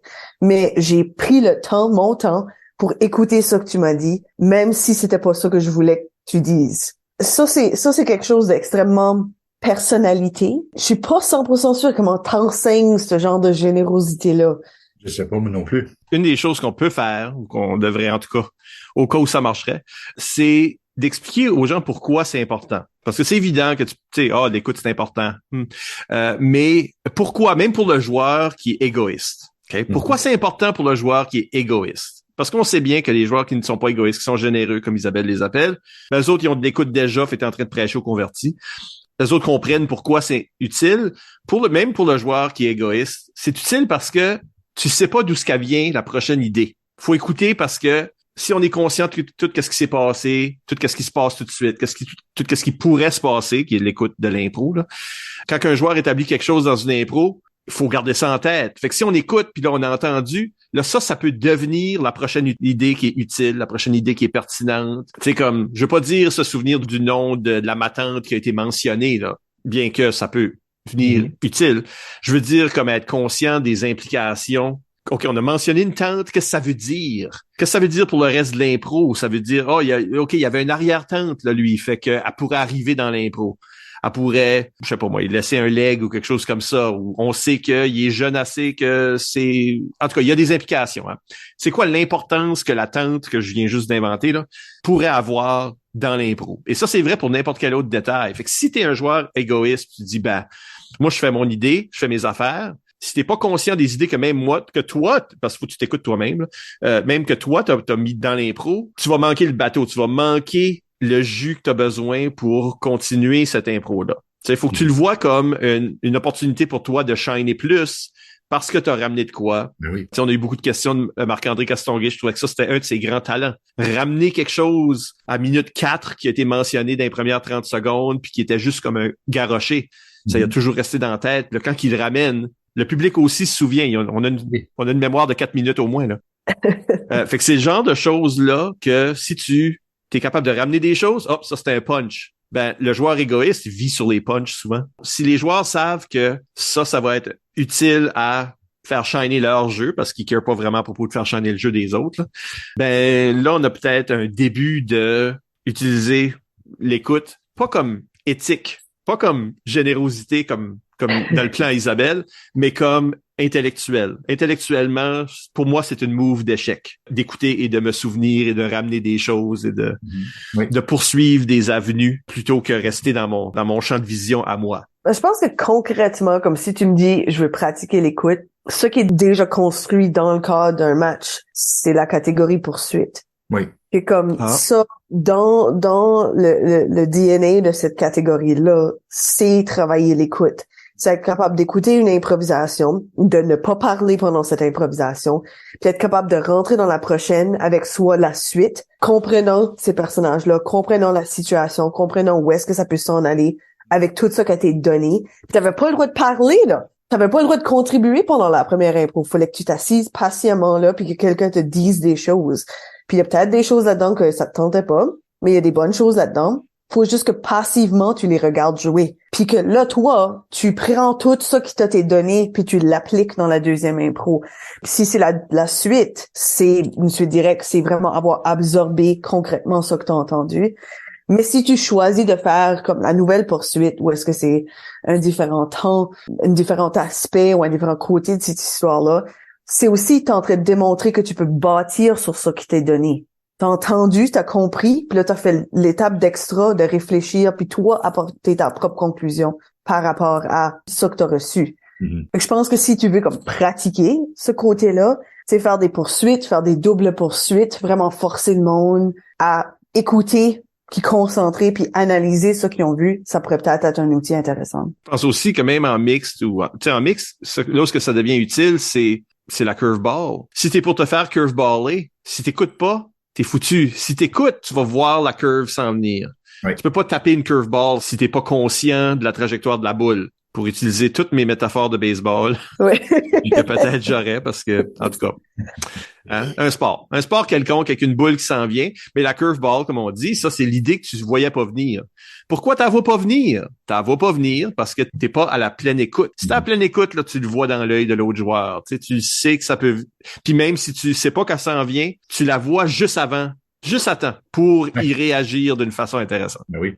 Et Michel, il peut-tu avoir des joueurs d'impro égoïstes? Oui. Ah oui, définitivement. Moi, quand je dis ça, un joueur égoïste, là, Ben, il y aura pas une longue carrière. Ben, des fois, à notre grand désarroi, leur carrière est assez longue, oui, merci.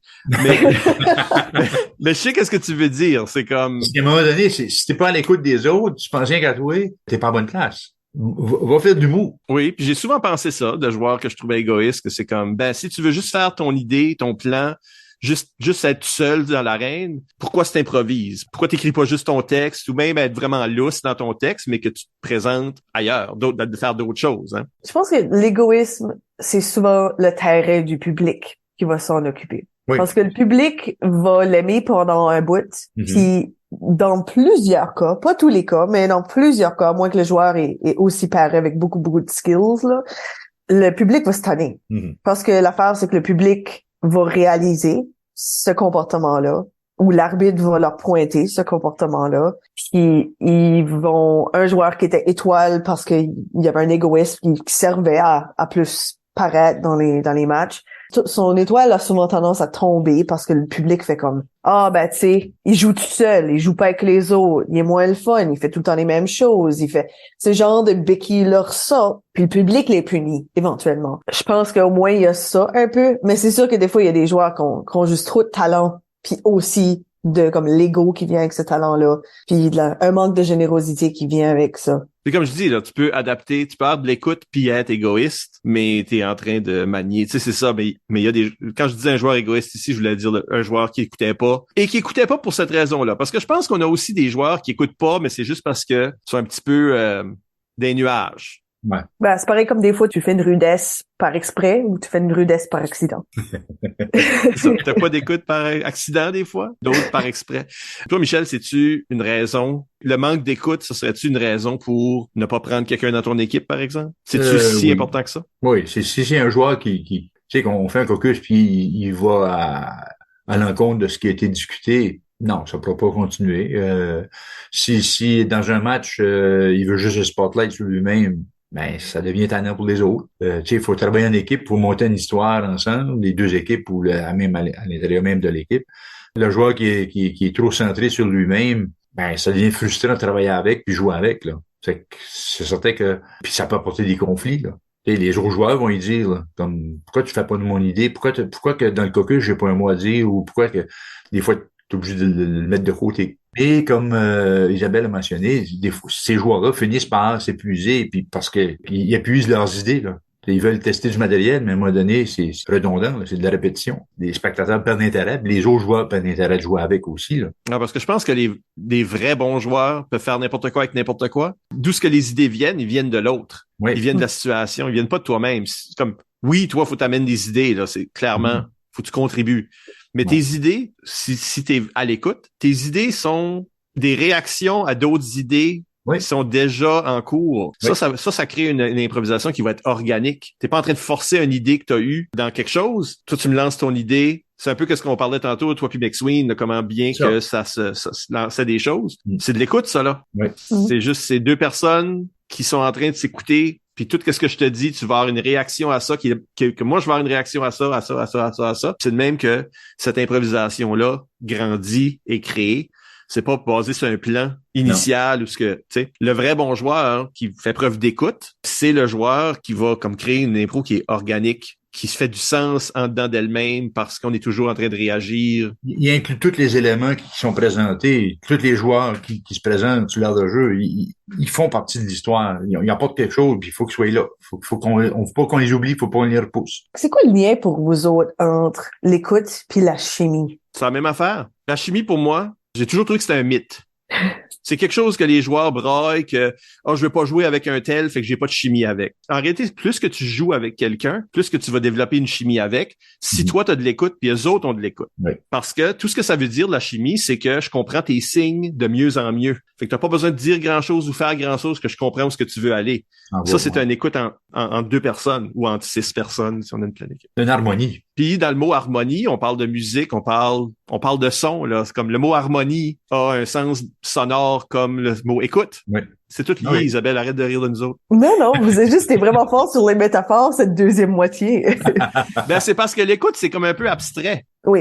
C'est pour ça que je trouve la question de comment l'enseigner intéressante, parce que c'est un concept extrêmement dur à vraiment concrétiser, comme des exemples de, tu peux pointer puis dire ça, c'est de l'écoute, mais tu sais, quand t'as si l'autre le décrire, c'est pas autant évident pour un individu avec qui tu parles, tu sais. Je pense que c'est même rare de dire ça, c'est de l'écoute. Je pense que ça qu'on dit souvent, c'est vous écoutez pas, là. Ouais, on va le reprocher plus que le souligner. C'est ça, on sait quand il n'a pas. Ouais, c'est évident.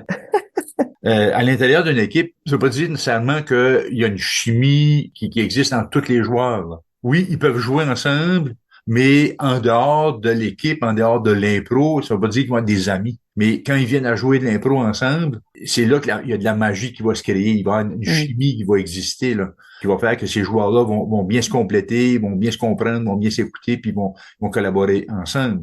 Mais ils n'ont pas nécessairement les mêmes goûts, les mêmes intérêts à l'extérieur de l'impro, qui fait que c'est pas nécessairement des amis dans l'équipe. Puis moi, j'en ai plusieurs, souvent dans le passé, que c'était ça. Là. Il y avait des petits groupes qui s'installaient, puis là, ils pensaient que ben là, on va former l'équipe, puis on devrait pouvoir ajouter tel de nos amis dans l'équipe. Mais moi, j'arrivais, puis je prenais un autre, puis là, c'était comme, ouais, mais on n'est pas de chum avec. Ça n'a pas rapport. Il amène tel élément.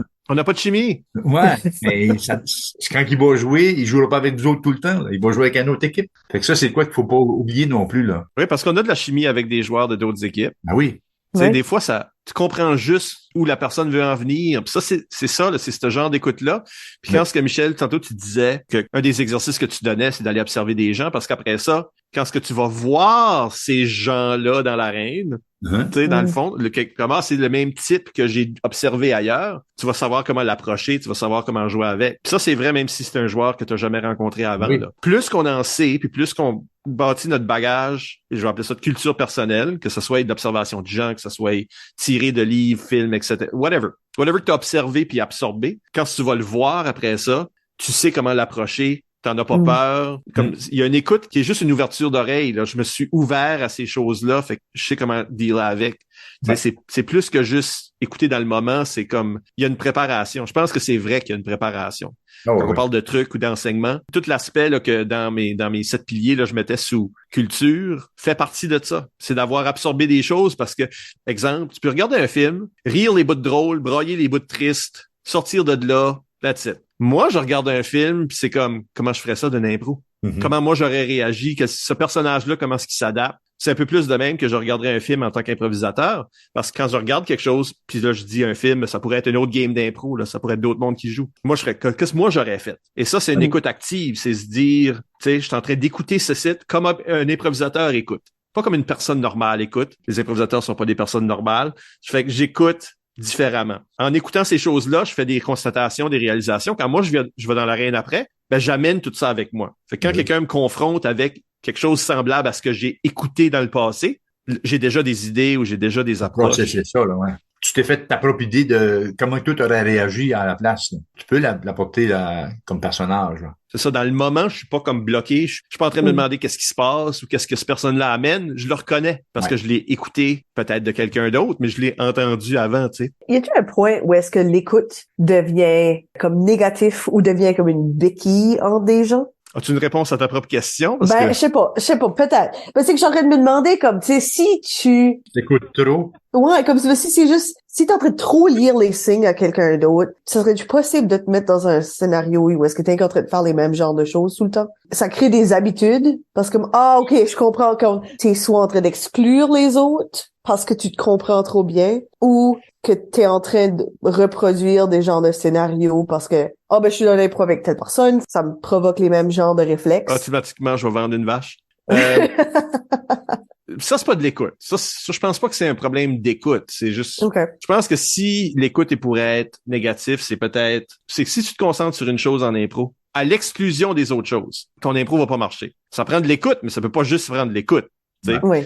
Fait que si quelqu'un utilise l'écoute pour essentiellement être passif dans une impro, jamais amener ses propres idées, t'attends juste que l'autre amène quelque chose. Tu veux pas écouter l'autre pour être complètement à son service ou ce que toi, tu t'amènes jamais rien. Tu sais, il faut aussi que tu représentes ton équipe. Là. Oui, que t'es en train d'abandonner. Oui, il faut que tu sois au service de l'autre personne ou de l'autre personnage pour que ce soit de l'entraide, même en mixte. Mais faut pas t'oublier que dans l'impro match, du moins, ça reste une compétition. Tu peux pas juste te laisser manger la laine sur le dos, là. T'es au service de l'autre, justement, pour que chaque personne amène quelque chose. Fait que le danger, c'est moi, je suis à ton écoute, toi, t'es pas à mon écoute. Moi, je te soutiens, mais toi, tu me manges tout rond. Faut qu'en écoute, là, faut que je comprenne que t'es ça que t'es en train de faire. Et je te laisse pas faire ça, là. Tu sais, on doit être à terrain égal. Donc, je dirais que si tu fais juste de l'écoute puis que tu utilises ça comme pour excuser le fait que t'es passif ou que t'amènes pas d'idées ou comme ça, c'est pas un portrait complet. Là, t'as utilisé l'écoute comme excuse. C'est pas juste ça. C'est la vie. T'es spectateur seulement, là. C'est ça. Tu peux pas être spectateur, right? Comme, j'ai vu des impros, là, avec des joueurs plus rookies qui s'assit là puis qui regardent Luc Leblanc jouer, là, genre. Ils sont en mixte avec eux autres puis Luc dit, tiens, prends la canne à pêche. Puis la personne fait, non, tu fais bien ça. Parce qu'il veut tellement juste le regarder jouer, tu sais. J'ai vu cette impro-là. C'est un exemple véritable. Mais je dirais pas que cette personne-là, ce joueur-là, était à l'écoute. Parce qu'il est pas à l'écoute de qu'est-ce que l'impro a besoin. Il a pas pris en plus c'est de la pêche, là. Luc, il aurait tendu une perche puis il l'a pas pris. Littéralement. Fait que c'est juste comme, non, tu peux pas juste être spectateur non plus. On parle d'écoute, mais faut que ça soit de l'écoute active, ou c'est supposé provoquer des idées, là. C'est supposé provoquer des actions de ton côté. T'es pas juste en train de regarder quelque chose sur un écran. Puis même quand tu regardes quelque chose sur un écran, moi, je parle d'écoute active, là. Faut que tu sois en train de processer, faut que tu sois en train d'avoir tes propres idées, faut que tu sois en train d'avoir, tu sais, là, faut que, à quelque part, ça retourne dans ton sac d'impro. Une autre question du public. Alexandre Hébert. Ah oui? Oui, il demande, premièrement, il dit, on a tout à apprendre de Michel concernant l'écoute. Aïe, oui. Ouais. Pour le bien-être de la nouvelle génération de joueurs, explique-nous comment tu en fais une arme redoutable en tant que joueur et comment tu l'amènes-tu en tant que coach. Puis là, il mentionne qu'il s'ennuie puis qu'il aimerait bien te revoir. Ils viennent nous visiter, tabarouette. Ben, c'est ça, sort de chez vous. Ouais. Ben, moi, j'y parle régulièrement, à mon grand désarroi. Mais, on s'ennuie pas. Mais ouais, comme, est-ce que toi, tu vois ça comme une arme redoutable que, est-ce que ça nous donne confiance comme joueur de savoir qu'on est bon à l'écoute? Tu sais, je ramène ça à comme la confiance Brayonne. Tu sais, là, il me dit que je suis très bon à l'écoute, mais T'es pas sûr de ça? je suis pas, ben non, je suis pas sûr de ça. Oui, j'écoute. Oui, je suis attentif à tous les signes qui se passent. Un excellent écouteur, non, je pense pas. Là. Mais Bébert, là, il m'a pas bien joué de l'impôt, là, lui, là. Il a inventé ça. Je pense qu'il se base sur la légende de... La légende de Maman, tu parles trop. Ouais. Ben, moi, je pense que c'est ça qui est en train de se passer, c'est ça qui est la réalité. C'est que je pense pas que tu réalises que t'es un bon écouteur, quelqu'un te le dit. Parce que je suis pas sûre que c'est quelque chose qui est souligné assez activement dans des conversations. Puis je sais pas si la majorité des joueurs ont nécessairement, jusqu'à temps qu'ils sont comme beaucoup d'expérience, c'est quoi qu'ils peuvent réaliser qu'ils font. Ouais. Je pense que c'est juste tellement intégré au jeu que si tu fais ça naturellement, peut-être quelqu'un te dira comme « Ah, c'est vraiment cool que t'as ramené la fontaine du début de l'impro. Mm-hmm. » Mais je suis pas sûre que c'est quelque chose qui est discuté assez qu'un joueur pourrait se dire « Moi, je suis un joueur qui écoute. » Ben, ça sonne comme si tu te vanterais en disant ça. Mais on Ouais. parlait à la pause. Michel, tu parlais de la zone. Oui. Tu sais, des fois, on est dans une zone, l'impro se mène tout seul. Ben, quand on est dans la zone, on n'est-tu pas dans un moment d'écoute parfaite? Ben, je pense que oui. J'ai l'impression que c'est ça qui se passe parce que t'es tellement concentré, focusé sur tout ce qui se passe autour, t'es une autre personne complètement. Puis bon, après que t'as joué ton impro, moi, c'est ça que je disais tantôt, on échangeait, c'est qu'il y a beaucoup d'impro que j'ai joué que je me souviens pas. C'est les autres joueurs ou c'est les spectateurs qui me disent « Hey, telle affaire tantôt que t'as fait ça, c'était super bon. » Puis là, tu te dis « Ah, ouais, OK. » Tu te grattes la tête un peu pour aller chercher tous les éléments de cette impro-là parce que t'as pas une mémoire claire de ce que t'as... En tout cas, moi, dans mon cas, c'est pas une mémoire claire de ce que j'ai joué à ce moment-là. Tu sais, oui, je peux me rappeler un peu vaguement de ce qui s'est arrivé, surtout s'il y a eu de quoi hors de l'ordinaire. Quand un impro est moyenne, des fois, celle-là, je m'en rappelle. Mais les excellentes impros, c'en est justement où on est dans une zone où on est tellement concentré, focusé, c'est ça, that's it, that's all. Quand quelqu'un nous fait un commentaire, c'est là que, oups, ça nous rappelle quelques éléments, mais il faut que quelqu'un, des fois, nous ramène plusieurs éléments de cette impro-là pour se faire un portrait clair de ce qui s'est passé. Oui, Si tu as beaucoup d'expérience de zone, parce que tu t'es perdu dans l'impro, ça, c'est peut-être un signe personnel que oui, t'es bon à l'écoute, ou t'as eu des gros moments d'écoute dans ta carrière. Ben, peut-être. Mais comme Isabelle disait tantôt, c'est certain que être à l'écoute, c'est pas nécessairement quelque chose qu'on se rend compte. Parce que ça fait partie de notre nature de personne, de comment on est. C'est pas quelque chose qu'on se fait complimenter ou dire bon, oui, j'ai aimé ça, tu étais à l'écoute de tout. C'est pas un mot qu'on utilise. Ça revient aussi à ce que tu disais tantôt, là, que on est né avec ça ou non, là, qu'il y a des gens qui sont juste... Donc, ils ont ça plus facile que d'autres. T'as juste ça, puis d'autres que non. Est-ce qu'on a comme un sentiment, des fois, que ça dépasse l'impro, évidemment, quelqu'un qui écoute pas, mais que tu peux comme un peu spotter les gens qui écoutent pas parce que ils parlent par-dessus les autres ou des choses de même? Il y a ça.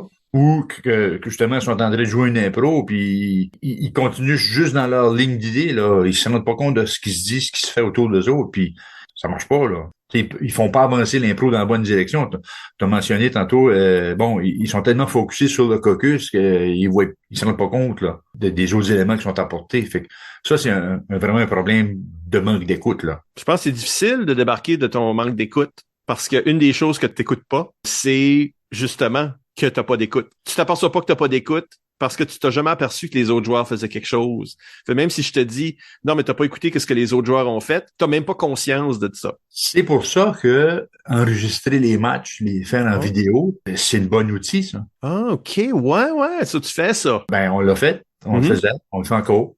On fait nos matchs. Puis les joueurs ont accès à ça par la suite. Fait qu'ils se regardent jouer. Je trouve ça épouvantable me regarder jouer. Fait que Hey, c'est une torture, mais c'est là qu'ils réalisent que, oh, j'ai manqué telle affaire, j'ai manqué telle affaire, j'ai manqué telle affaire. C'est un wake-up call. Des fois, ils vont se dire, ouais, j'ai besoin d'être plus attentif, probablement qu'ils, tu sais, puis ils vont voir surtout c'est où ce que j'aurais pu apporter cette impro-là. C'est quoi l'élément de plus que j'aurais pu apporter. Ça, c'est une bonne exercice à faire. De regarder son impro puis de se dire par la suite, OK, j'aurais pu faire telle chose, telle chose, telle chose de plus dans mon impro. Fait que quand t'es conscient de ça, ben, je sais pas pourquoi, mais ça rouvre des vannes dans le cerveau pour améliorer ton jeu puis ton écoute probablement je pense que ça peut faire de quoi à ce moment-là parce que les joueurs, ils en parlent après. À un moment donné, quand on jouait plus régulièrement, là, il y avait on filmait le match du vendredi, puis la pratique d'ensuite, on s'assoyait là, puis on regardait le match, puis on se faisait des commentaires, des critiques constructives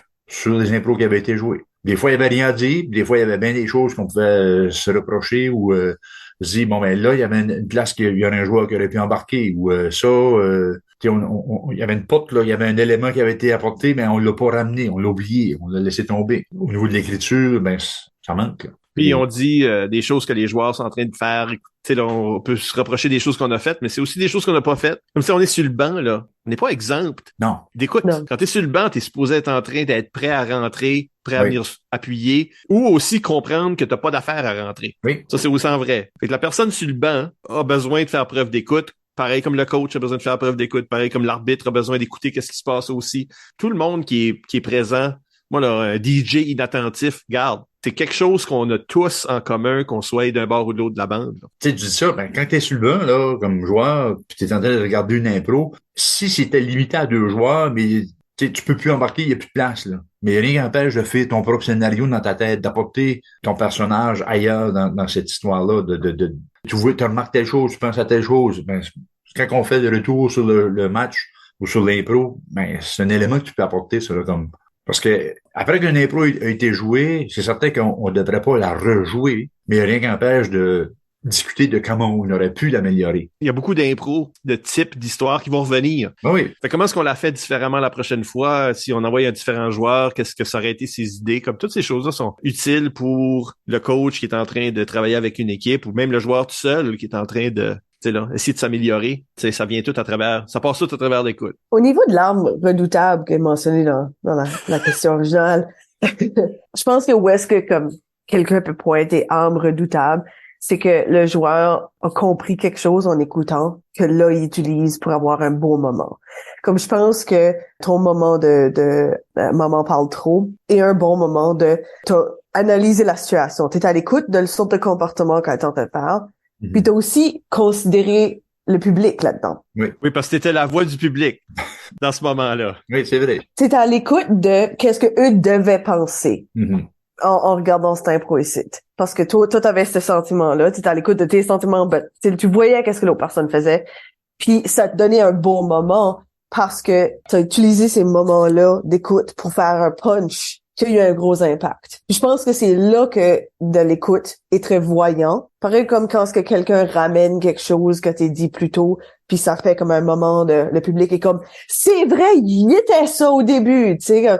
Là, c'est un gros moment. Puis c'est pas juste comme un petit moment de comme ah ben alors à la fontaine, mais que c'est vraiment un moment comme saillant de l'impro. Puis c'est comme oh my god, il a ramené ça de comme longtemps passé. Puis c'était important tout le long. Puis là, le monde est un peu comme sous le choc que tout ce temps-là, tu travaillais vers ceci. Je pense que ça, c'est des bons exemples de comme arme redoutable que parce que t'avais cette compétence-là qui était vraiment silencieuse, t'as fait un moment très fort tout d'un coup. Ouais. L'écoute puis le punch sont interreliés. Le monde pense à écoute, ils entendent ce mot-là, puis ils pensent les mots qu'on a dit, là, générosité, puis ils pensent aussi le joueur constructeur, ce joueur-là là, qui est comme, c'est un petit peu intello, puis pas la machine à blague. Là. Mm-hmm. Ils pensent à l'autre sorte de joueur. Le joueur songé, le joueur posé, ça c'est le joueur qui écoute. C'est pas le joueur drôle. Ouais. Mais en réalité, toutes nos anecdotes sont vraiment à propos d'un joueur drôle, là. C'est tout le temps à propos de faire un punch parce que toi t'écoutais. Puis je pense que l'écoute est tellement importante parce qu'elle est au service des deux sortes de joueurs. Le joueur qui construit est constamment en train de réviser ce qui s'est passé, qu'est-ce qui se passe. Là, ça se promène de même dans sa tête, ça scanne constamment. Qu'est-ce que je peux ramener? Qu'est-ce qui fait maintenant du sens? Moi, c'est le même que je vois un impro. Là, je pense que, je sais pas si je veux me déclarer un joueur qui a de l'écoute, mais moi, la façon que mon écoute marche, c'est le même que je vais dire ça. La façon que moi, mon écoute marche, c'est que, à mesure que les choses se passent, je suis constamment en train de retourner en arrière. Puis, c'est un peu comme une tête d'arbitre peut-être, mais je suis tout le temps en train de me demander comment ce site, ça fait du sens. Quelqu'un amène quelque chose de nouveau, comment ça fait du sens? Il y a une joke ou il y a une absurdité. Attends un peu, là. On a tous dit ces choses ici avant. Comment ça maintenant, ça fait du sens? Puis moi, l'exercice d'impro, si on veut, de construction ou d'écoute, c'est de faire du sens de ce chaos-là. Quand tu ramènes un élément, c'est juste pour dire, maintenant, cet élément-là s'explique ainsi. Je suis tout le temps en train de pas écrire, mais réécrire. Oui. Dans ma tête. Je suis tout le temps en train de réécrire. Moi, c'est comme ça que ça se manifeste, si on veut, psychologiquement. Fait que mettons que je suis un joueur constructeur, ben ça fait du sens. Le constructeur essaye de faire du sens de l'impro pour qu'il y ait un thème peut-être constant, pour qu'il y ait quelque chose, qu'on aille à une place qui est intéressante, mais qui est basée sur le passé. Donc, le joueur constructeur, on fait semblant qu'il est pas drôle, là. Ce joueur-là peut être drôle, là. Mais tu sais, le joueur constructeur utilise l'écoute. Mais le joueur puncher, qui est là pour faire rire, qui est plus réactif, qui est moins à propos de construire, mais plus le back puncher, tout ça. Tu peux pas back puncher s'il y a pas quelque chose à se moquer de. L'écoute pour toi est au service de ça. Fait que je pense que quelque joueur que tu sois, l'écoute te sert à de quoi, mais peut-être qu'elle se manifeste différemment. Pas de chance. On devrait revisiter la question à Monsieur Chalifou. OK. Parce qu'on a beaucoup parlé dans des termes qui sonnent comme si on est en train d'écouter ce que les autres disent. Mais il y a beaucoup d'écoute qui se fait physiquement, mais aussi beaucoup de pas-écoute qui se fait physiquement. Il y a des gens qui sont silencieux, très forts. Même s'ils sont pas en train de prendre la place verbalement, ils prennent énormément de place physiquement, puis qui sont plus à l'écoute de l'impro, parce qu'ils sont pris dans leur mime, dans leur propre monde. Y a-t-il des façons qu'on peut attentif aux cues physiques des autres pour que ça nous donne l'information plus? Y a-t-il des façons qu'on peut comme mettre ça en pratique? Je pense qu'il y a beaucoup de ça qui passe à travers de la mise en scène. Tu sais, beaucoup des problèmes d'écoute physique ou autres, c'est des gens qui se ferment aux autres. Si c'est comme, tu sais, deux joueurs qui sont face à face, mais il y a des gens en arrière d'eux autres. Mais faut que tu te mettre dans une position où est-ce que tu peux sentir, voir, entendre les autres. Fait que si tu te mets dos à tout le monde, comment est-ce que tu vas savoir qu'est-ce qui se passe? T'sais? Fait que déjà, je pense qu'à un jeune âge, un des problèmes d'écoute, c'est ça. C'est juste être mal placé. Ouais. Tu te places pas pour voir. Pourquoi est-ce que tu rentres aveuglément dans une impro, là?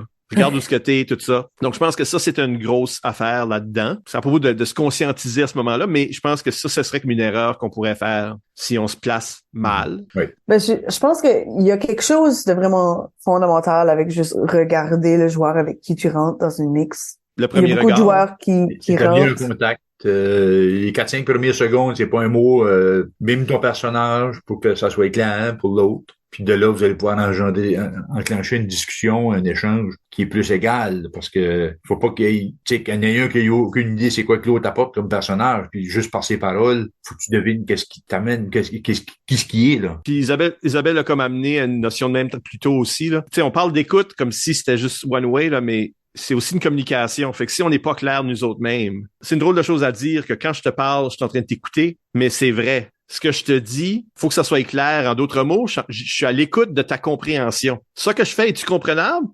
Et je suis en train d'écouter, voir si tu me comprends. C'est ça. Et si c'est pas comprenable, ben là, faut que j'ajoute, il faut que je sois plus fin, ou en tout cas, faut que ça paraisse plus, je sois plus évident peut-être. Faut jouer vrai. Si on mime quelque chose, il faut le mimer le plus parfaitement possible pour que l'autre reconnaisse qu'est-ce qu'on est en train de faire. Puis c'est la même chose dans notre vocabulaire. Si on n'utilise pas les bons mots, ben ça sera pas clair pour l'autre, là. Fait que des fois, ça c'est un petit problème j'ai même observé ça en fin de semaine, là, dans certaines impros, il y a des joueurs qui ont pas utilisé les bons mots, puis ça portait de la confusion à l'autre équipe, là, ou même à l'intérieur de leur propre équipe. Quoi, faut faire attention. Et puis ça, c'est des choses qui se pratiquent. On dit, l'écoute, c'est pas praticable, mais communiquer clairement, ça, c'est utile. Réaliser que tu transfères toujours de l'information. C'est que comme quelqu'un te dit quelque chose puis t'as comme une réaction, expression faciale face à ça que t'as dit, ça transmet de l'information. Puis l'autre personne va immédiatement recevoir ça puis ça établit la relation avec les personnages basée sur ça. Mais s'il n'est pas attentif à ça, on perd ça. On perd ce momentum-là qu'on est en train de créer en se lançant la balle. Puis comme on dit, ça fait partie de s'écouter soi-même. Est-ce que je suis clair? dans qu'est-ce que j'amène. Est-ce que j'amène quelque chose d'intéressant? Est-ce que j'amène quelque chose que l'autre personne veut poursuivre? Oui, ce premier contact-là, parce que c'est là que l'impro va être né. Gardez-vous, parce que, tu sais, on dit aux jeunes aujourd'hui beaucoup, tu sais, rentrez pas faire « Allô, bonjour, comment ça va? Es-tu prêt? » Personne veut ça. Mais les trucs qu'on leur donne, des fois, leur donne un faux pli, où ce qu'ils vont rentrer en train de faire une action déjà. OK, c'est beau. Mais ils se regardent pas. Ils font leurs actions séparément, puis là, tu as deux impros en silo, puis jamais qu'ils trouvent une façon de marier les deux idées parce qu'ils n'ont pas regardé l'idée de l'autre. Comme quand tu vois l'idée de l'autre, perds pas ton idée, mais trouve une façon de combiner ton idée à son idée. Oui. C'est une erreur d'abandonner, mais aussi une erreur de pas regarder l'autre, fait que tu n'essaies jamais d'intégrer l'autre idée. Dans l'écoute, il y a, surtout au début d'une impro, tu sais, si on dit, l'écoute, c'est toi, tu réagis à mon idée, je réagis à ton idée, on réagit. Si tu peux même pas créer ce premier contact-là, ben déjà, t'es dans le trou. Ouais. Et on est smart, hein. Oh! On va arrêter là avant qu'on dise quelque chose. Ouais, avant qu'on dise quelque chose de niaiseux. On va vous rappeler que vous pouvez nous laisser des commentaires par courriel ou improvisationnb@gmail.com, sur le blog d'ImproNB ou impronb.wordpress.com ou sur les médias sociaux où nous sommes, ImproNB sur Twitter et Instagram et Improvisation NB sur Facebook. Écoutez tous nos épisodes au complet par l'entremise du blog, Apple Podcasts, Spotify ou YouTube. Encore une fois, merci à Michel Ledoux pour s'être prêté à l'exercice. Ça fait plaisir. Merci Isabelle. Merci Michel. Et à la prochaine pour un autre entretien avec une vedette de l'improvisation.